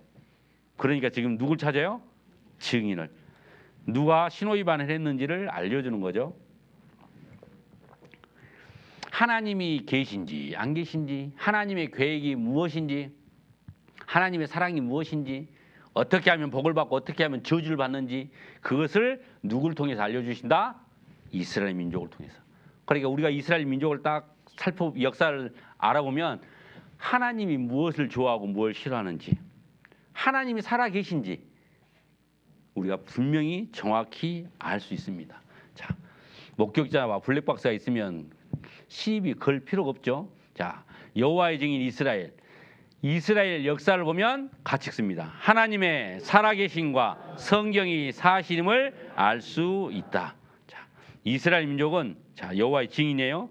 두 번째는 모든 사람에게 거울 샘플로 주셨어요. 샘플이에요. 이스라엘 민족은 샘플이요. 만민들에게 이스라엘 민족을 제외한 모든 나라를 이방이라고 그래요. 이방인. 자, 여러분들이 학생이고 제가 선생님이라고 해봐요. 여러분들이 수업에 집중 않고 딴짓하고 졸고 떠들면 선생님이 수업 집중시키기 위해서 샘플로 한 명만 너 뒤에 몇 번째 나와. 왜 눈 감아? 손대. 딱 때리면 다른 사람들이 자유 앉아요. 앉아요. 이 샘플이에요. 샘플. 저는 아기돼지 삼형제예요. 아기돼지 삼형제. 아들 셋을 안 키워봤으면 말을 하지 마셔야 돼요. 얘를 데리고 마트를 가면 이 아들들이 어떻게 해요? 이제 뭐 장난감 쪽에 가면 난리가 납니다. 통제 불능돼요. 잘못하면 방법이 있어요. 딱 셋 중에 한 애만 잡아요. 한 애만 잡으면 둘이는 조용해요. 근데 그 한 애를 잡는데 잘 선택해야 돼요. 아무나 잡으면 안 돼요. 매에 경기 일으킨 애를 잡아야 돼요. 맷집이 좋은 애는 때려봐도 효과가 없어요. 이 셋 중에 우리 둘째가 매에 경기가 일어나요. 매만 들었다 가면 달달 떨어요. 그러면 이제 막 하다가 처음에 경고를 해요. 항상 하지 마, 그만해, 빨리 와. 안 오잖아요. 동작을 크게 해야 돼요. 동작을. 아빠가 출동한다는 걸 알려주게 해요. 동작을 이 등치로 따다다다 달려가고 셋 중에 누구? 둘째만 그냥 있는 걸로 무조건 한 대 효과음 크게 등짝을 때린다든가 사정없이 딱 때리면 둘이는 조용해요. 나올 때까지 이제 마트에서 나올 때까지 조용해요. 그럼 둘째는 샘플이에요. 큰애 셋째한테 경고를 주는 거죠. 이스라엘 민족이 그거예요. 이스라엘 민족이 세상 모든 사람들을 이스라엘 민족을 통해서 잘 보라는 거예요. 그래서 두 번째, 모든 사람의 거울로 주신 거예요. 샘플로. 이스라엘 민족을 잘 봐라는 거예요. 하나님한테 어떻게 하는 것이 복 받는 건지, 어떻게 하면 저주를 받는 건지 이스라엘 민족의 역사를 통해서 알라는 거예요. 세 번째, 이스라엘 민족이 하나님이 작정한 시간표예요. 성경은 하나님 보시는 인간의 역사책이에요. 시작부터 끝까지 기록되어 있어요. 그런데 우리가 지금 살고 있는 시점이 어떤 시점인지를, 어느 정도 하나님 보신 역사에 어느 정도 왔는지를 누굴 보면 알아고요? 이스라엘.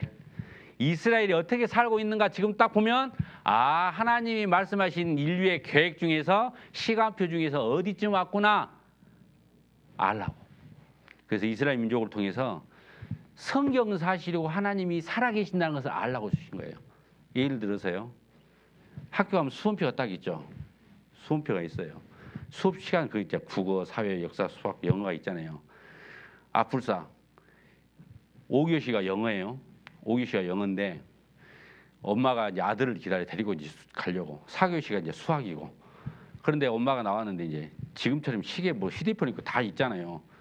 막 시간을 일하다가 깜빡 잊고 아들 데리고 가야 되는데 모르고 막 쫓아갔어요.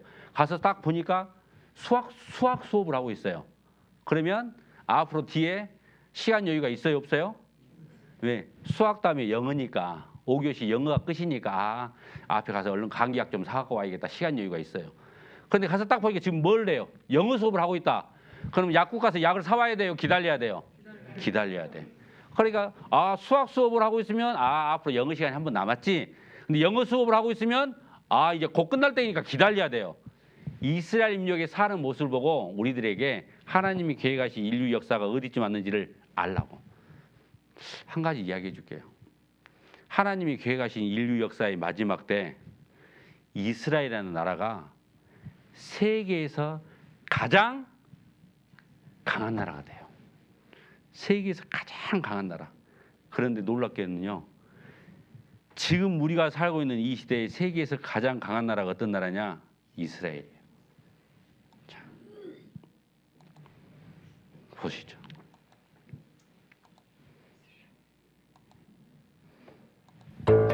확실한 증인 이스라엘. 사람들은 흔히 성경을 기독교인들이 보는 종교의 경전이라고 생각합니다. 그러나 성경을 연구한 학자들은 실제 역사와 인생의 진리를 기록한 책이라고 말합니다. 우리 시대 과학의 발달로 인해 성경이 사실이라는 게 각 분야에서 밝혀지고 있습니다. 성경을 연구한 전문가들은 모든 사람들이 확인할 수 있는 확실한 증거로 이스라엘을 지목하고 있습니다. 이스라엘은 중동에 위치한 국가로 인구는 1,500만 명 정도며 전 세계 인구의 0.2%에 해당하는 작은 나라입니다. 그런데 성경은 3,500년 전에 이 작은 나라가 모든 민족 위에 뛰어날 것에 대해 말하고 있습니다.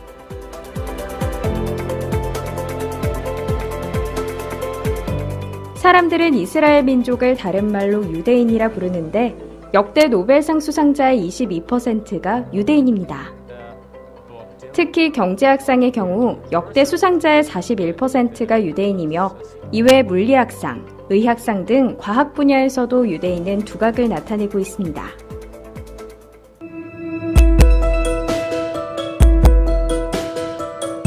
명문대 진학률에서도 유대인은 높은 수를 차지하고 있는데요. 미국 상위 15개 대학의 유대인 비중은 21%가 넘습니다. 이뿐 아니라 아인슈타인, 미국의 전 국무장관 헨리 키신저, 미국의 경제대통령이라고 불리는 앨런 그린스펀, 세계 영화를 움직이는 스티븐 스필버그, 이들의 공통점이 유대인이라는 겁니다.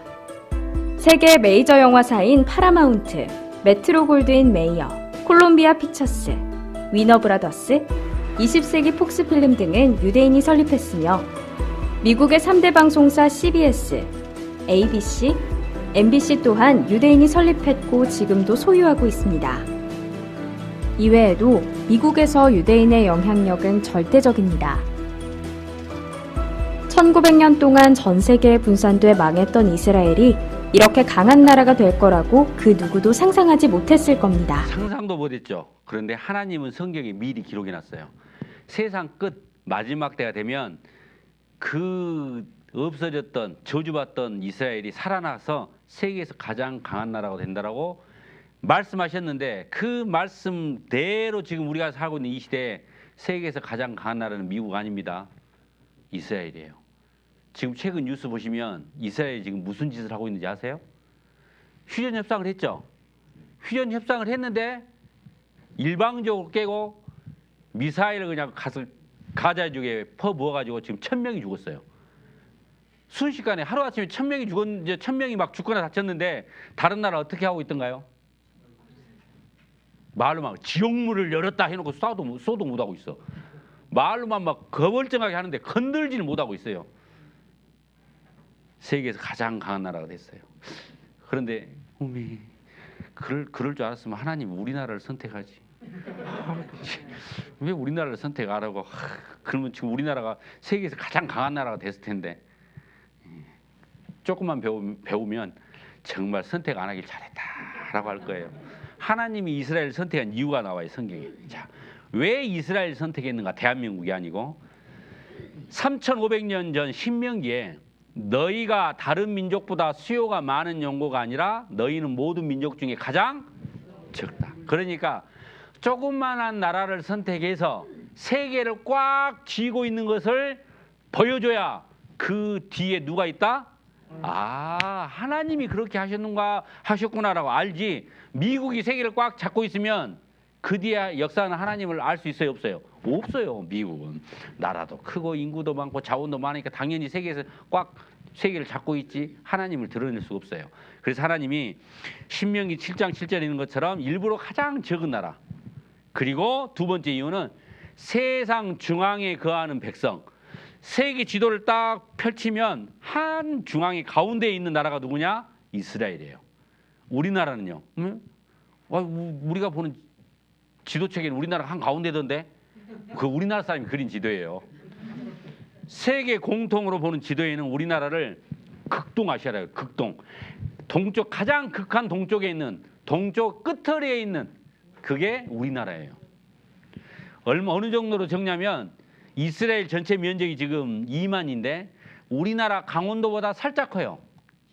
이게 강원도인데 강원도가 16,800이에요. 그러니까 강원도보다 살짝 큰 나라가 지금 세계를 어떻게 하고 있다? 꽉 쥐고 있다. 그걸 보고 성경에서 말한 대로 마지막 때 이스라엘이 그렇게 강한 나라가 된 것을 보거든 무엇을 하려고 하냐면 성경은 사실이다. 하나님은 살아계신다. 그걸 알라는 거예요. 성경이 사실이라는 것을 농담으로 여기지 말라는 거죠. 자, 하나님이 이스라엘 민족을 선택한 이유죠. 이게 세계가 보는 지도예요. 우리나라는 가장 동쪽에 있어요. 미국은 가장 서쪽에 있죠. 그래서 미국을 뭐라고 그래요? 서양인이라 그런 거예요. 우리는 동양인. 그 중심이 어디예요? 이스라엘이 한가운데 있어요. 그래서 이스라엘 한가운데 옆에 이스라엘 옆에 있는 바다를 보고 지중해 땅 중앙에 있는 바다다라고 하는 거예요. 여호와의 증인 이스라엘 민족의 특징이 있죠. 첫 번째는 하나님이 선택한 민족이에요. 하나님이 선택해서 세상 모든 이방 사람들을 보여주려고 선택했기 때문에 이스라엘이라는 나라 역사를 보면 모든 역사가 이적과 기적의 역사예요. 이적과 기적을 통해서 하나님이 계시한 걸 보여주는 거예요. 두 번째, 머리가 정말 좋은 민족이고 돈 잘 버는 재능이 있어요. 전쟁만 했다 가면 그 조그마한 나라가 다 이겨요. 언제? 마지막 때. 그 성경에 보면 하나님 말씀 잘 들었을 때. 그런데 이렇게 하나님이 선택한 민족도 하나님 말씀 안 들으면 처참하게 저주를 받아요. 제가 재밌는 그림 보여줄게요. 둘이 씨름을 하면 누가 이겨요? 스모 선수가 혹시 꼬마가 이긴다고 생각하는 사람 있어요? 혹시 꼬마가 이긴다고 생각하는 사람 있으면 옆에 사람이 잘 돌봐줘야 돼요. 당연히 스모 선수가 이기죠. 손가락 하나만 이렇게 해도 얘기가 톡 떨어지죠. 그런데 자, 이 꼬마가 이스라엘이고 이 스모 선수가 온 세상이에요. 싸우면 누가 이겨요? 당연히 온 세상이 이기죠. 하지만 하나님은 성경에 뭐라고 써놨냐? 마지막 때가 되고 하나님이 역사하시면 이런 일이 벌어진대요. 이스라엘이 온 세상을 이 무릎 아래 딱 꿇혀놓는데요. 끝날에 마지막 때 이런 일이 일어난 것을 보거든 야 정말 하나님 계시구나. 성경 사실인가 알라고 했지. 자 이것은 제가 상상해서 만든 이런 일 없어요. 혹시 이런 일이 진짜라고 생각하는 사람은 돌봐줘야 돼요. 우리가 이해를 돕기 위해서 만든 거예요.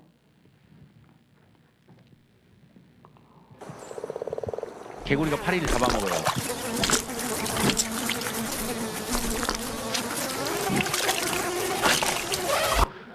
파리는 이스라엘이고 개구리는 온 세상이에요. 이 세상에서 이런 일 있어요 없어요? 없어요. 근데 성경에는 그런 일이 일어난대요. 그리고 하나님이 이렇게 써놨으니까 너희들 눈을 크게 뜨고 한번 보래요. 이스라엘 민족을. 그렇게 사는가 안 사는가. 그런데 우리 시대에 그렇게 살아요. 우리 시대에 그렇게 사는 것을 보면 성경은 사실이다 거짓이다? 사실이다. 하나님 계신다 안 계신다? 계신다. 하나님 계시면 죽음에 또 다른 세상이 있다 없다? 천국도 있고 지옥도 있고. 그러면 한 번 죽는 것은 사람에게 정하신 것이요 그 후에는 심판이 있다는 말씀이 농담이다 사실이다? 사실이다. 그러니까 하나님이 성경을 통해서 내 하나님 만나기를 예비하라. 준비하라는 말을 농담으로 여기면 안 된다는 거예요. 사실이니까. 자, 이스라엘은요. 참 희한한 나라예요. 역사가 미리 성경에 기록돼 있어요. 그리고 그대로 이루어요. 참 미리 기록된 것은 역사책이 아니에요. 근데 성경은 이스라엘 역사가 과거 역사도 기록돼 있지만 기록할 당시 그 전이 있어. 모세는 창세기 때 모세 없었어요.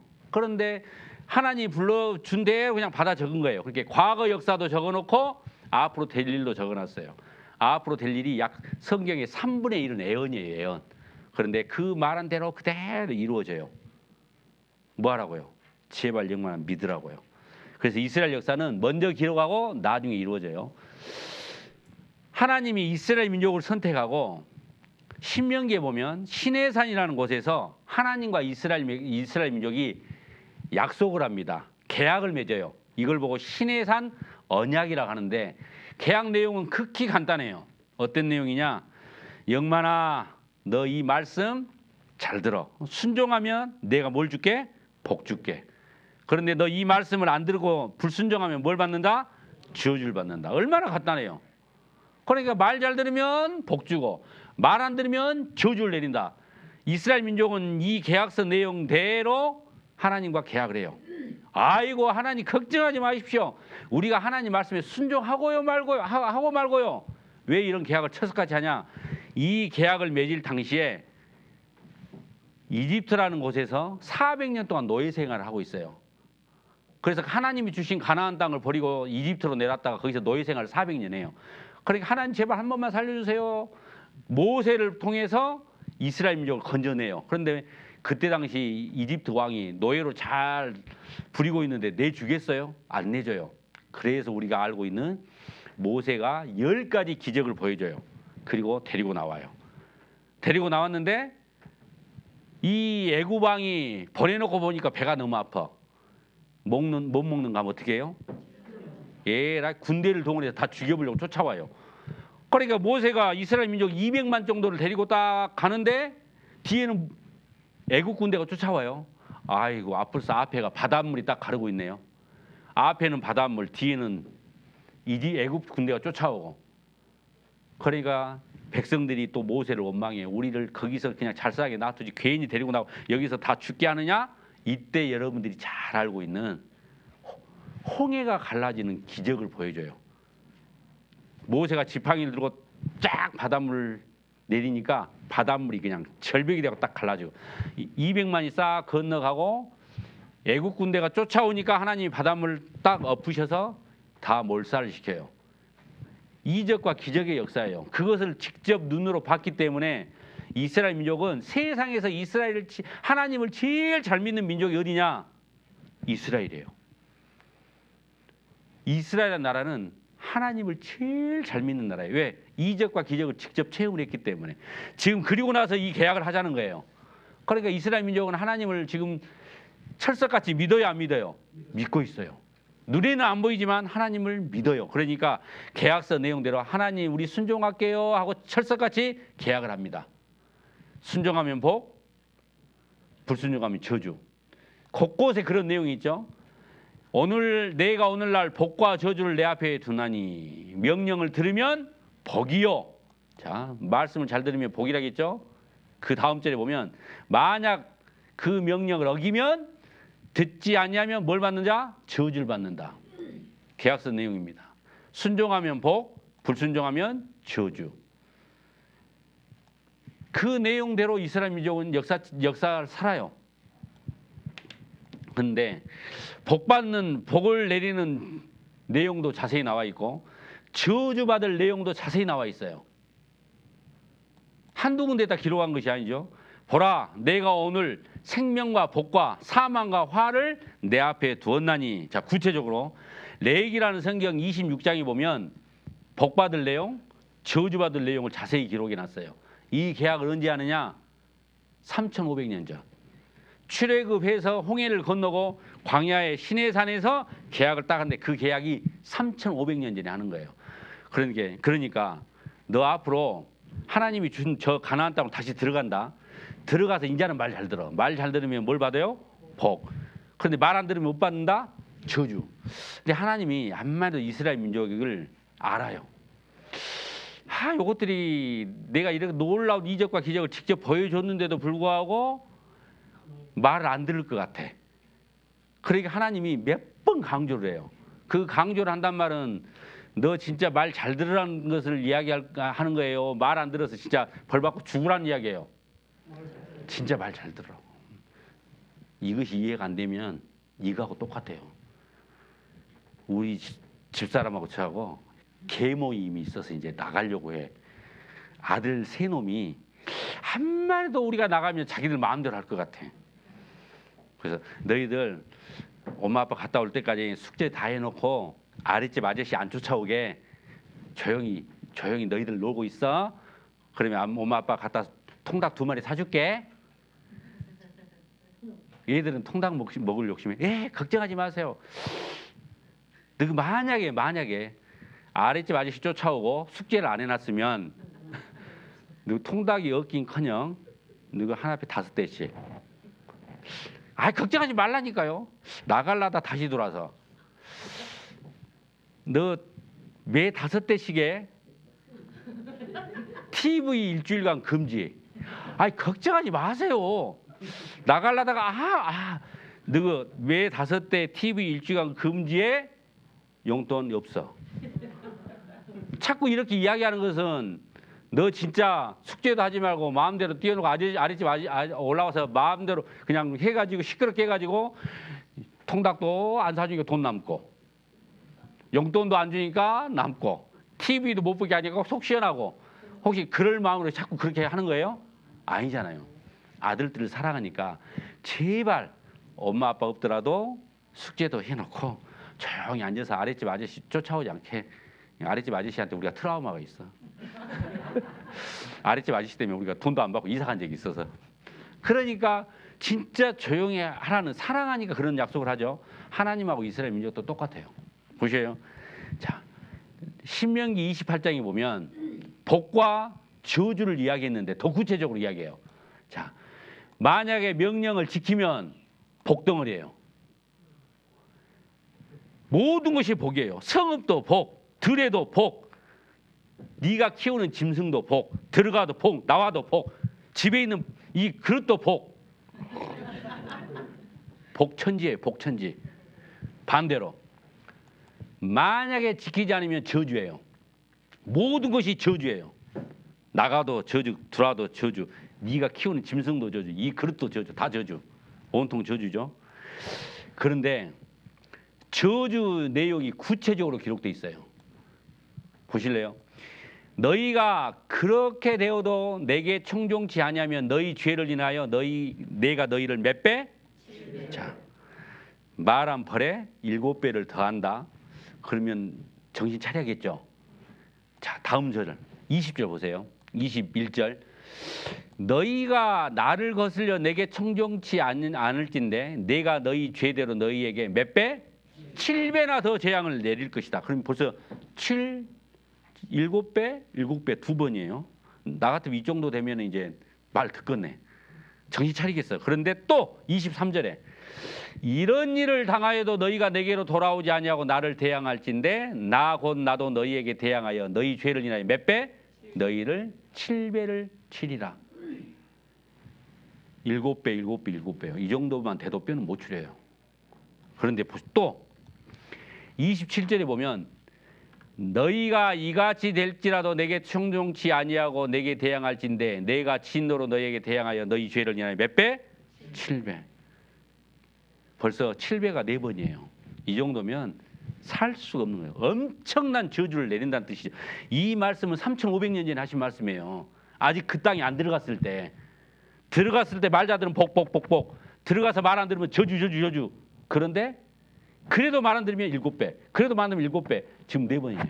자, 그랬을 때 구체적인 이제 저주 내용이 나와요. 여기 보면 그 땅을 황무케 하리니 하나님이 주신 젖과 꿀이 흐르는 땅을 하나님 황무하게 만들어 버린대요. 거기 거하는 너희 대적들이 그것을 인하여 놀랄 것이며 내가 너희를 열방 중에 흩을 것이요 내가 칼을 빼어 너희를 따르게 하리니 너희의 땅이 황무하며 너희의 성읍이 황폐하리라. 자, 이게 계약서 내용이요. 그 나라에 지금 가나안 땅에 들어갔다는 거예요, 안 들어갔다는 거예요? 아직 안 들어갔는데 너희들 만약에 들어가서 말 안 들으면 너희들 그 땅을 황무하게 만들고 너희들 전부 다 흩어버린대요. 싹 흩어버리고 그 가는 곳마다 뭐가 따라다닌다? 칼이. 저주를 받는다는 뜻이에요. 저주를. 구체적으로 기록해놨죠. 자, 53절에 보면 내가 대적에게 에워싸이고 맹렬히 쳐서 곤란케 함을 당함으로 내 하나님 여호와께서 내게 주신 자녀 곧 내 몸에 소생의 고기를 먹을 것이라. 세상 천지에 배고프다고 자기 자식 잡아먹는 사람이 있어요, 없어요? 없어요. 여러분들 자식을 다 키워봤잖아요. 내가 배고프다고 내 자식 잡아먹어요? 짐승도 그렇게는 안 해요. 그런데 이스라엘 민족은 저주 내용 중에 그것이 있어요. 너희들 7배 그 저주 내용 중에 열방에 흩트고 칼이 따라다니고 땅은 황무하게 되고 네 배에서 나온 자식을 너는 잡아먹은 그런 저주를 받을 것이다. 또 다른 내용을 보면 그 다리 사이에서 나온 태와 자기 낳은 어린 자식을 어떻게 먹는다? 가만. 왜? 조용히. 내 고기 냄새 난다고 사람들이 쫓아올까 봐 뺏어 먹을까 봐 조용히 먹어요. 이런 일이 어떻게 일어납니까? 그런데 이스라엘 역사책을 보면요. 실제로 이렇게 했어요. 이스라엘 민족들이.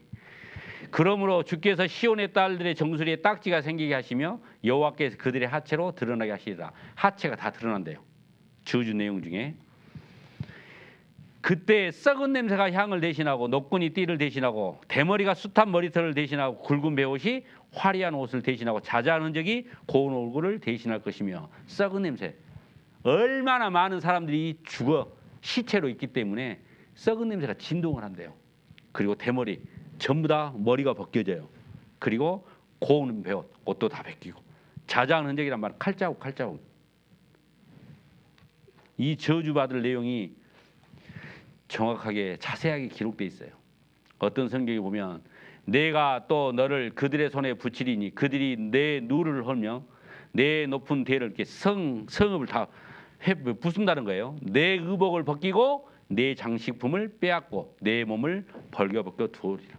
장식품도 다 뺏고 옷도 다 벗겨서 죽인다는 거죠.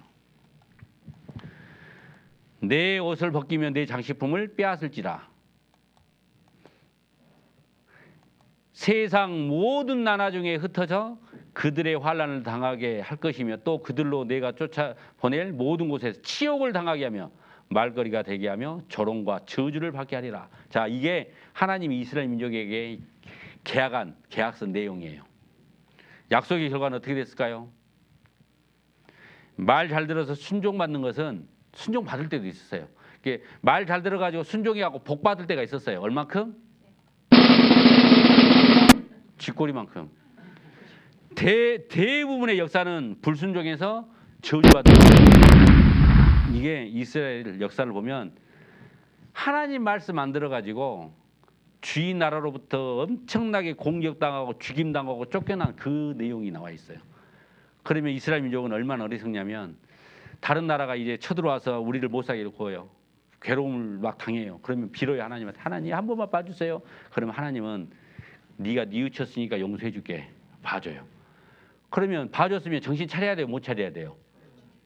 돌아서면 또 잊어버려. 또 죄를 져. 그러니까 20년 벌 받다가 50년 벌 받다가 100년 벌 받다가 200년 벌 받다가 400년 벌 받다가 선지자를 나중에 보내. 너희들 그러지 말아. 돌이켜. 너희들 하나님 약속 잊었냐? 말을 듣기 싫으니까요. 선지자 말을 듣기 싫으니까 세상에 어떤 선지자는 뜨거운 물을 끓여가지고 거기다 집어넣어 죽여요. 듣기 싫으니까. 또 어떤 선지자는 톱으로 썰어서 죽여요. 듣기 싫으니까. 그러다가 예수님이 오셨어요. 예수님도 이스라엘 민족을 책망하니까 듣기 싫으니까 예수님 당시에는 로마군이 점령을 하고 있을 때라서 자기들이 사람을 죽일 수가 없어요. 그러니까 그때 당시 이스라엘을 다스리고 있는 총독에게 예수님을 넘겨요. 그리고 십자가에 죽이라 그래요. 예수님은 아무 짓도 안 했는데 그때 당시 총독 이름이 빌라도예요.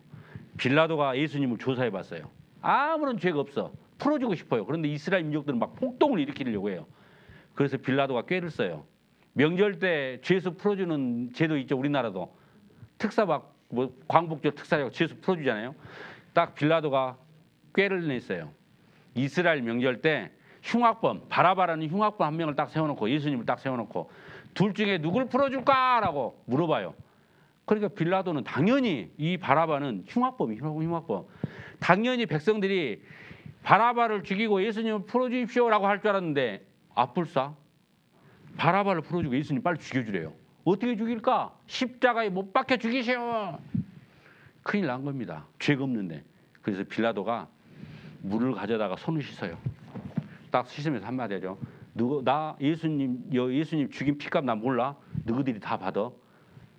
하지 말아야 될 이야기래요. 걱정하지 말고 죽여만 주십시오. 예수님 죽이면 그 피값은 우리하고 우리 자손들이 다 받을 테니까 걱정하지 말고 죽이십시오. 라고 해서 예수님을 십자가에 죽여버려요. 그게 2000년 전이에요. 예수님 죽이고 나서 AD 70년에 예수님이 약 33년경 십자가에 죽으셨는데 AD 70년에 로마군들이 이 저주받은 민족을 몰살시켜야겠다고 예루살렘 성을 쳐들어와서 110만 명을 죽이고 6만 5천 명을 포로로 잡아가요. 예루살렘 다 불질러요. 그리고 135년에는 법을 하나 만들어요.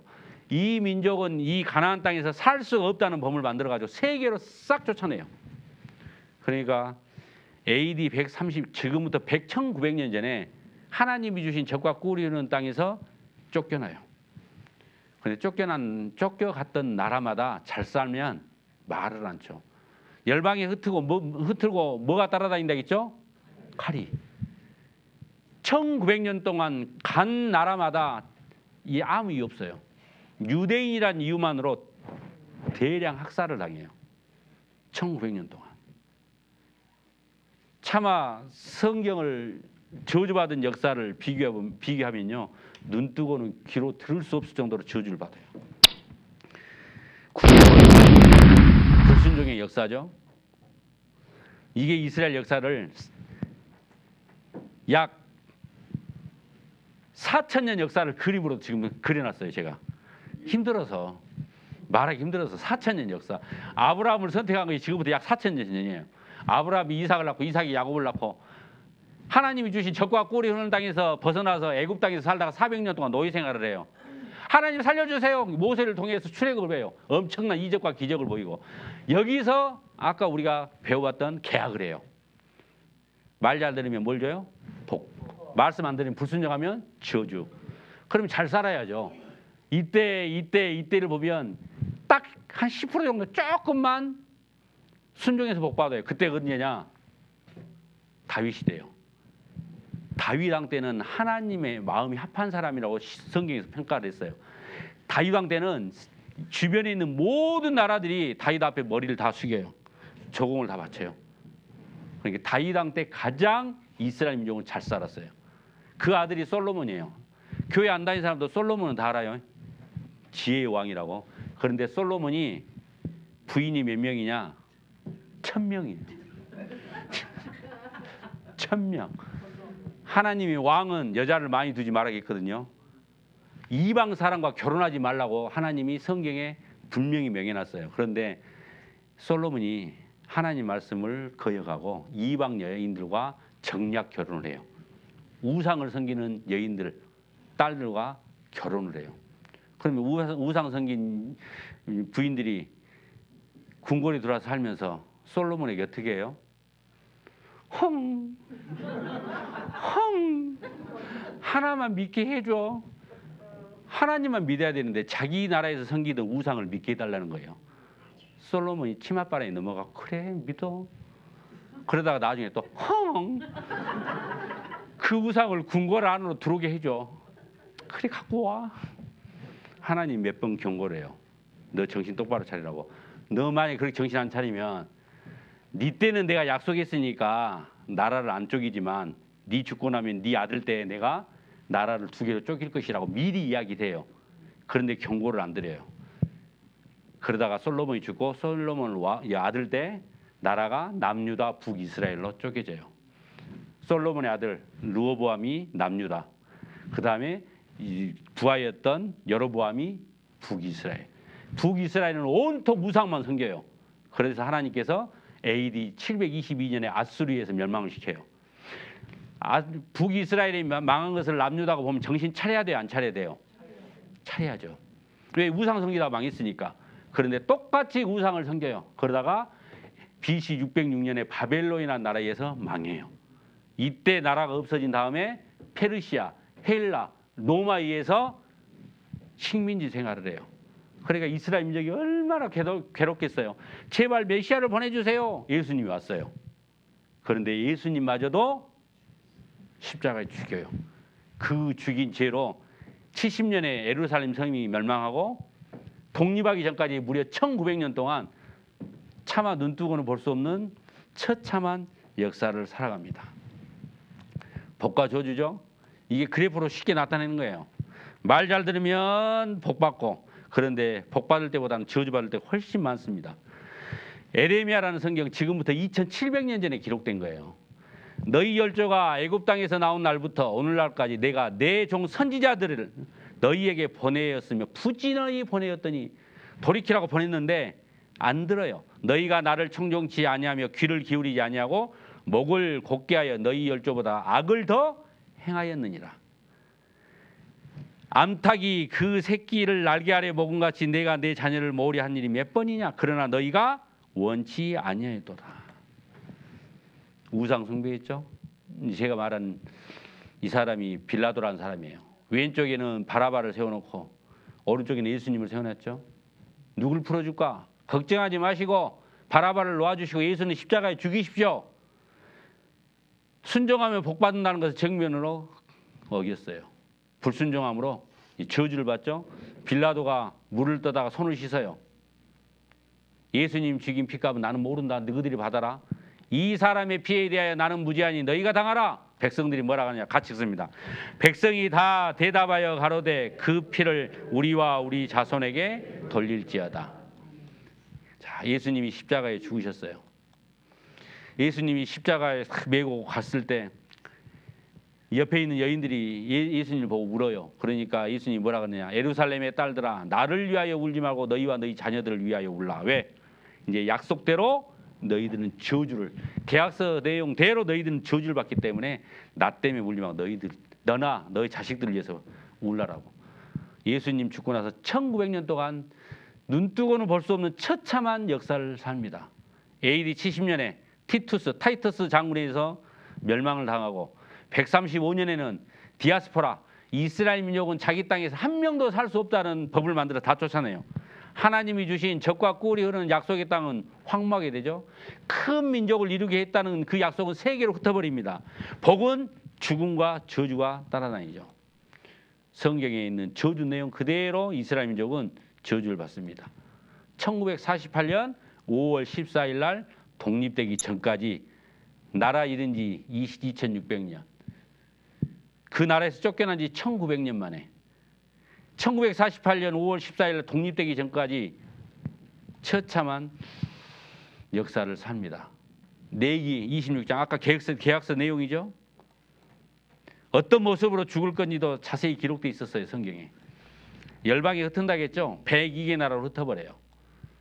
이스라엘 민족은 세계의 역사를 보면 아무 이유 없어요. 이스라엘이라는 이유 하나만으로 죽임을 당합니다. AD 70년에 110만 명이 죽고 135년에 58만 명이 죽고 1066년에는 그라나다에서 4천 명이 아랍 사람들에 의해서 죽임을 당하죠. 십자군 전쟁 때 예루살렘을 회복하자라는 전쟁인데 가면서 계속 이스라엘 사람 죽여요. 대량 학살을 당하죠.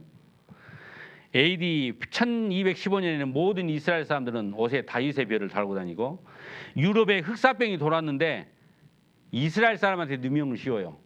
이스라엘 사람들이 우물에 독약을 풀었다라고 소문을 퍼쳐가지고 유대인들을 다 죽여요. 대량 죽이죠. 왜? 가만히 보니까 흑사병이 걸리는데 유대인들은 안 걸리거든요. 안 걸린 이유가 있어요. 성경에 보면 유대인들은 하나님이 반드시 밖에 나갔다 오면 손과 발을 씻어요. 손을. 그런데 이 흑사병이 전염되니까 이스라엘 민족은 손을 잘 씻으니까 전염병이 안 걸리거든요. 그런데 너희들이 독약을 넣었다 해가지고 유대인을 대량 학살하죠. 세르비아에서도 수천 명이 이스라엘이라는 유대인이라는 이유만으로 살인당하고 1648년도에 러시아하고 폴란드가 전쟁을 해요. 러시아하고 폴란드가 전쟁을 하면 누가 죽어야 돼요? 러시아가 죽든지 폴란드가 죽든데. 그런데 누가 죽어요? 40만 명이 죽어요. 누가요? 유대인이.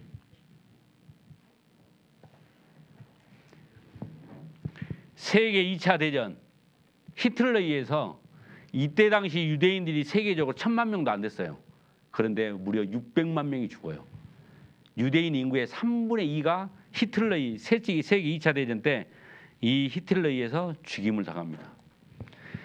유럽에 흩어져 있던 모든 사람들을 다 유대인들 잡아서 포로 수용소에 집어넣어요.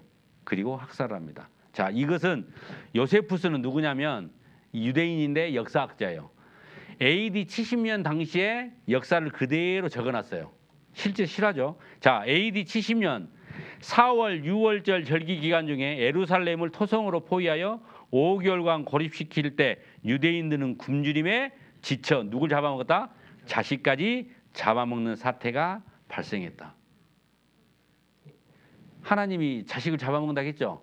실제로 이스라엘 사람들은 자기 자식을 잡아먹어요. 성전이 불타버리고 예루살렘은 폐허가 되었고 유대인들은 포로로 노예로 팔려 나갔으나 살 자가 없었고 성전 보물들은 모두 로마로 빼앗기고 말았다. 자녀의 소생의 고기를 먹는다고 했잖아요. 아들의 고기를 먹을 것이요 딸들의 고기를 먹을 것이다. 이 약속대로 3500년 전에 계약한 계약서 내용대로 이스라엘 민족은 그런 역사를 삽니다. 굶주려 견디지 못해 자식을 어떻게 했다? 잡아먹었다고. 역사책에 나오는 이야기예요. 실제로. 그녀는 죽은 아들을 구운 후에 반은 먹고 반은 어떻게 했다? 몰래 감춰뒀다. 로마군이요. AD 70년에 예루살렘을 들어가서 보니까 솥단지를 열어보니까 세상에 먹다 남은 자식이 있는 거예요. 이 유대인들은 악마의 자식들이라고 해서 110만 명을 죽여버린다니까요. 로마군들이. 그때 피가 발목 위에까지 찼대요. 그 성 안에.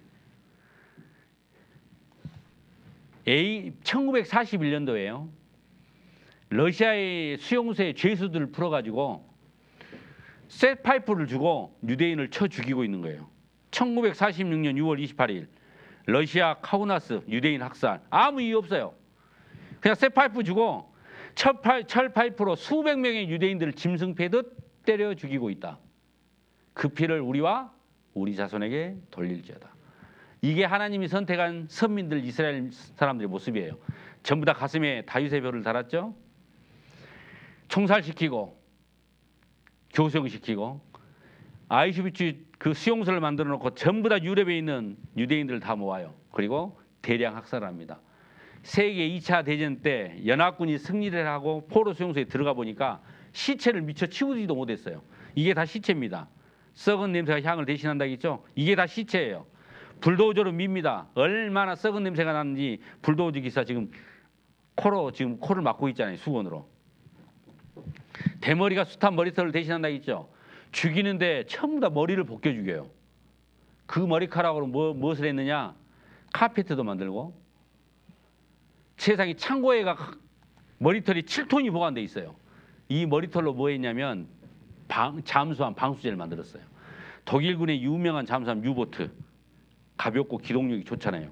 전쟁할 때마다 승리, 그때 이 머리카락을 만든 겁니다. 찾아온 흔적이 고운 얼굴을 대신한다고 했죠. 유대인들이 이스라엘 사람, 독일 사람들이 유대인들을 가지고 무엇을 했어요? 생체 실험. 그래서 지금도 의학 기술은 독일이 세계 최고예요. 그것을 따라서 한 나라가 있죠. 일본이 마루타. 생체 실험을 한 거예요. 발을 잘라서 균을 넣어봐요. 어떻게 썩는지. 심지어 산 사람을 마취도 안 하고 머리를 쪼갠 거예요. 살아있는 사람 가슴을 해부하고 있는 거예요. 정치범 유대인을 독일 의사가 산채로 가슴을 해부하고 있다. 여자 가슴에 균을 넣어보고 살아있는 사람 목을 잘라서 박제를 하고 있고 옷을 벗긴다고 했죠. 어린아이가 됐든 청년이 됐든 노인이 됐든 다 옷을 벗겨서 죽여요. 실제로 목욕탕에 목욕시켜준다고 집어넣어가지고 샤워꼭지에서 물이 나온 것이 아니라 독가스가 나와요. 밖에서는 비명소리가 들리지 않도록 연주를 해요. 그리고 그때 실제로 사용됐던 가스예요. 독가스를 넣어서 죽이는 거예요. 목욕탕 안에. 얼마나 고통스럽으면 벽에 손톱 자국이에요. 내 장식품을 빼앗을지라 안경도 벗기고 의적도 벗기고 심지어 이빨에 있는 금이빨 다 벗겨요. 이거 지금 폭로하고 있잖아요. 유대인들이 치아가 섞여서 만든 금괴라고. 요 사람이 엘리 위젤이라는 사람인데 극적으로 수용소에서 살아남아요. 그리고 이 사실을 전 세계에 폭로했죠. 그걸로 해서 노벨 평화상을 받은 사람이에요.